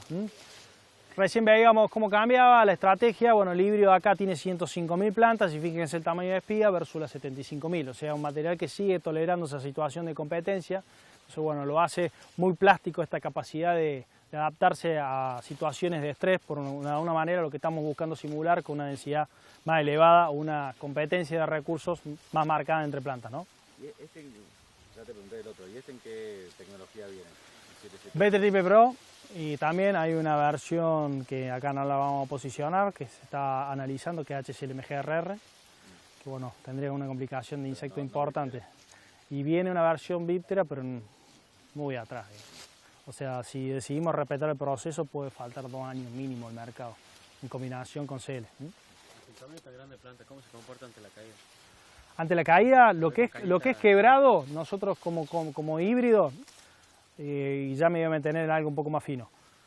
O sea, este producto nos da un salto con lo que es quebrado con respecto a 7822. O sea, y parte de eso, el quebrado es un tema que, bueno, muchas veces hay confusiones porque se produce.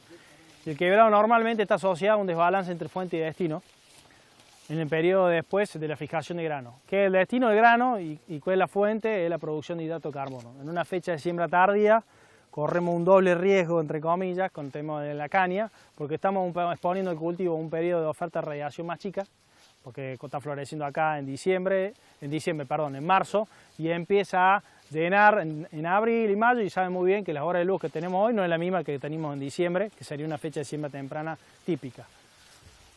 Ese desbalance muchas veces se ve, bueno, tenés alto rendimiento, baja oferta de radiación, entonces la planta acude, empieza a removilizar reservas en la caña. Al removilizar esas reservas de la caña, esos hidratos de carbono solubles, empieza a debilitarse la caña y a su vez da puerta de entrada a un complejo de hongos vasculares que son los que producen el secado anticipado o la muerte súbita. Eso aún corroe aún más la calidad de la caña. Después, una caña que está removilizada puede o no quebrarse, depende de muchos factores. Hay híbridos que están removilizados y no se quiebran. Y lo que sí hay que estar seguro es que una caña que no está removilizada no se va a quebrar. Y se quiebra porque viene un viento de 300 km por hora, pero no por una cuestión de que tenga debilidad per se, porque la médula está intacta. ¿Qué pasa? Bueno, una vez que se empieza a producirse estos desbalances, empezamos a ver interacciones, porque siempre hay genotipos que removilizan más o genotipos que se quiebran más por parte de su removilización o porque son más susceptibles a un patógeno. ¿Cuáles son los patógenos típicos? Puede ser Fusarium graminearum, Giberellacea, Coledotricum, una serie de patógenos que hacen a enfermedades vasculares. ¿Y cómo detectan el secado anticipado? Van a ir en un momento de cultivo, no acá porque ya está bastante avanzado y se confunde, pero van a un momento todo verde y van a ver plantas que se empiezan a secar de arriba hacia abajo. Eso es porque destruye los vasos vasculares, entonces todo el agua que tiene que llegar hacia arriba no llega y se empieza a secar la planta y se muere. En función de ese momento la espiga va a quedar, la van a ver volcada, la van a ver liviana como si estuviese helada. Ahora bien, siempre el riesgo de la tardía con el tema del quebrado es que me expongo más a ese probable desbalance siempre y cuando el maíz haya rendimiento. Y por otro lado el tiempo de exposición del cultivo es más alto. No tiene condiciones de secado normal, el maíz está listo de mayo y lo cosechan en agosto. Entonces está 4 meses esperando a ser cosechado. Y eso es viento, es tormenta y demás, y eso incrementa el riesgo. Por eso normalmente los casos de quebrado están más asociados a una situación de fecha de siembra tardía. Y por otro lado, si lo queremos asociar con la densidad, el desarrollo individual de una planta, a densidades más bajas es mayor, entonces la probabilidad de haber quebrado va a ser mucho más alta en una densidad de 135.000 plantas que una de 15.000. ¿Y qué lectura pueden hacer rápida, que tiene una correlación muy alta? Es bueno, visualizar el color de la caña. Fíjense acá, esta caña que está colorada, normalmente lo que hace es acumular pigmentos que le sobran, los transforma en pigmentos antioceánicos, o sea, lo que hace el hidrato de carbono que le está sobrando, lo acumula, y traten de hacer esto, romper la caña con la mano y se van a ver que siempre normalmente está mucho más dura. Ese es un indicador. Esta planta que no está, por ejemplo, que está secada acá, y ven que no tiene ningún tipo de movimiento, hago así y se quiebra fácilmente. Entonces, bueno, son indicadores que van mostrando el estado de la caña. Aquellos híbridos que fijen un gran número de granos, se van a exponer probablemente a una removilización mayor, que después puede pasar que no se quiebre. Le hago esta aclaración porque hay híbridos que lo ves realmente muy removilizados y no son quebrados y no se quiebran. Entonces depende de una interacción de múltiples factores. Pero como todo, siempre es genotipo y ambiente, ¿no? ¿Vamos? Esto es el 7917, un producto que teníamos como lanzamiento, con lo mismo, una densidad de 75 y 105.000 plantas. Y como estrategia es un material muy similar a lo que es el 7822 en cuanto a su respuesta a la densidad. Lamentablemente acá se ve daño de Spodoptera en espiga, pero bueno, es una condición de cómo fue el año y el evento per se.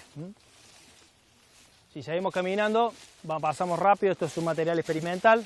¿Qué les puedo decir? Tiene una estrategia distinta, es uno de los materiales más prolíficos que estamos viendo dentro de nuestra paleta.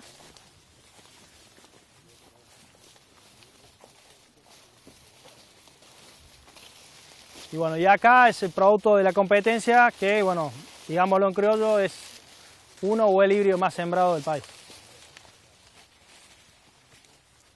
También con el mismo tratamiento de lo que sería 105 y 75.000 plantas. Bueno, vamos a ver el módulo fertilizado, ya están...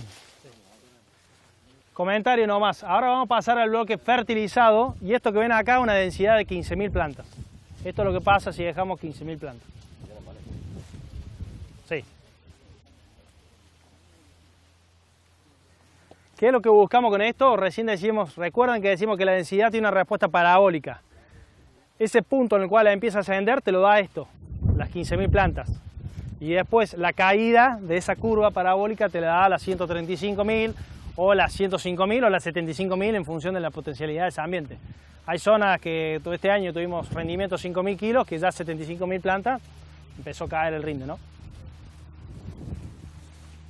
Bueno, vamos a pasar por lo mismo, por 45 y por 75.000 plantas. ¿Cuál es el evento de ustedes para cogolleros? Nosotros no tenemos ningún evento para cogolleros. Bueno, le están aplicando los Lo que hacemos es licenciar la tecnología BT-Type Pro de Monsanto y Viptera, que es de Syngenta. Ajá, ¿y cómo anda? Y hoy el evento más completo es todo lo que tenga Viptera. O sea, porque hay otros eventos que apilan la tecnología de Viptera. El evento se llama MIR 162 y hay tecnologías como Leptra, que es 1162 más HX, o tecnologías como este año PowerCore Ultra, que es PowerCore más 1162. Pero el salto lo da a ese evento, todo lo que tenga 1162. Independientemente de que sea Leptra, que sea PowerCore, o que sea Megastack, o lo que sea Viptera, lo que le da ese salto es ese evento per se. ¿Lo tienen ustedes? Nosotros tenemos Viptera. Sí. A Viptera. Sí. Esto sería el fertilizado 7917 con 45 y 75.000 plantas.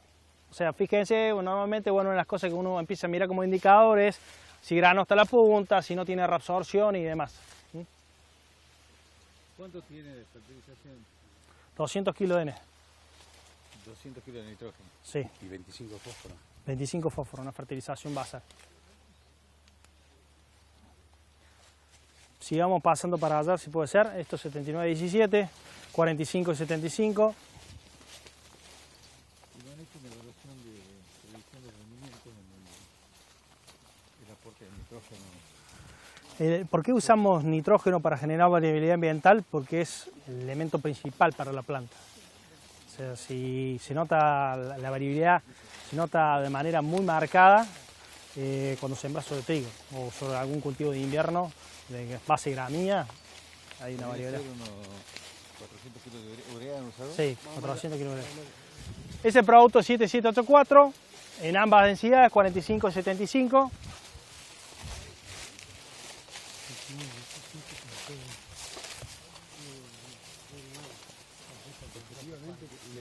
¿Encontrás diferencia a la fertilización en 45-75? Sí, mientras más exigís, más tenés que acompañar con fertilización. Del 75. Exactamente. Y los 400 kilos, los 200 de nitrógeno, Sí. ¿lo hicieron en función del rendimiento objetivo? No, lo usamos para generar variabilidad ambiental. O sea, decir, bueno, necesito cotejar ambientes y modifico el nivel de oferta nitrogenada, que es un recurso muy importante. ¿Y no me dieron una proyección de diferencia de rendimiento? La proyección de nitrogenados, en algunos casos estamos teniendo, depende del ensayo, pero por ejemplo, hicimos un ensayo sobre un trigo, rindió 6.000 kilos. El ensayo que no tiene nitrógeno, no sé si va a rendir 3.000, 4.000 kilos, y el nitrogenado da una respuesta hasta 12.000 kilos. Y acá no vamos a tener esa respuesta queriendo, porque esto es fecha de siembra tardía, no viene sobre un cultivo de invierno, el aporte de nitrógeno es distinto, entonces bueno, esa respuesta la va a ver en función de la oferta de recursos, cuán escaso es el nitrógeno, ¿no? Bueno, y estos 78-22 en la misma situación de manejo, o sea, 45-75.000 plantas. Bueno, si les parece, a lo sumo, no sé, quieren ver algo más, si no, vamos ya y damos por concluida la jornada y bueno, les agradezco gentilmente el tiempo a todos. Ciclo Martín de C, Sí, perdón, de 79-17. sí, ¿qué aspecto? ¿Cómo era con respecto a 78-22? Es un 7-9. Hay una confusión que normalmente se da. Una cosa es fenología y otra cosa es madurez relativa o índice cosecha relativo.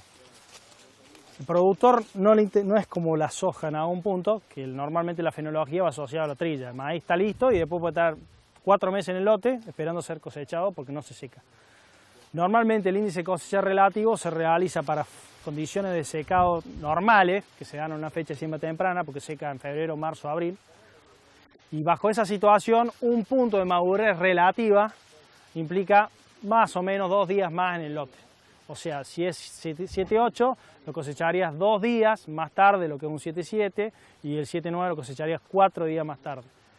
Hago ese comentario, esa salvedad, porque bueno, para empezar, normalmente esas condiciones se dan en fechas de siembra tempranas, que podés caracterizarlo bien. Acá, cuando empieza a secar en mayo, ya la demanda en el ambiente es distinta, y bueno, quizás no está 2 días por punto, ni queriendo, puede estar 2 puntos de humedad y está 2 meses para bajarlo.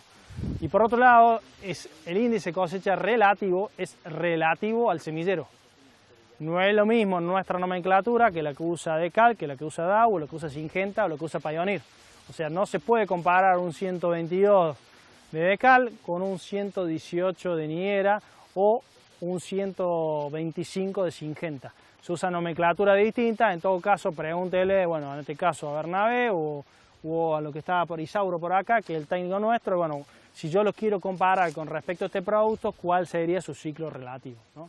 Eso también lo hacemos nosotros para poder entender el mensaje, porque no es comparable un 122 de una compañía con un 118 nuestro. Puede ser que el 118 nuestro sea más largo que el 122 de ellos, entonces no es necesariamente igual para todos. Perfecto. Así que bueno, vamos nomás. Gracias por todo, que tengan un buen día y buen regreso.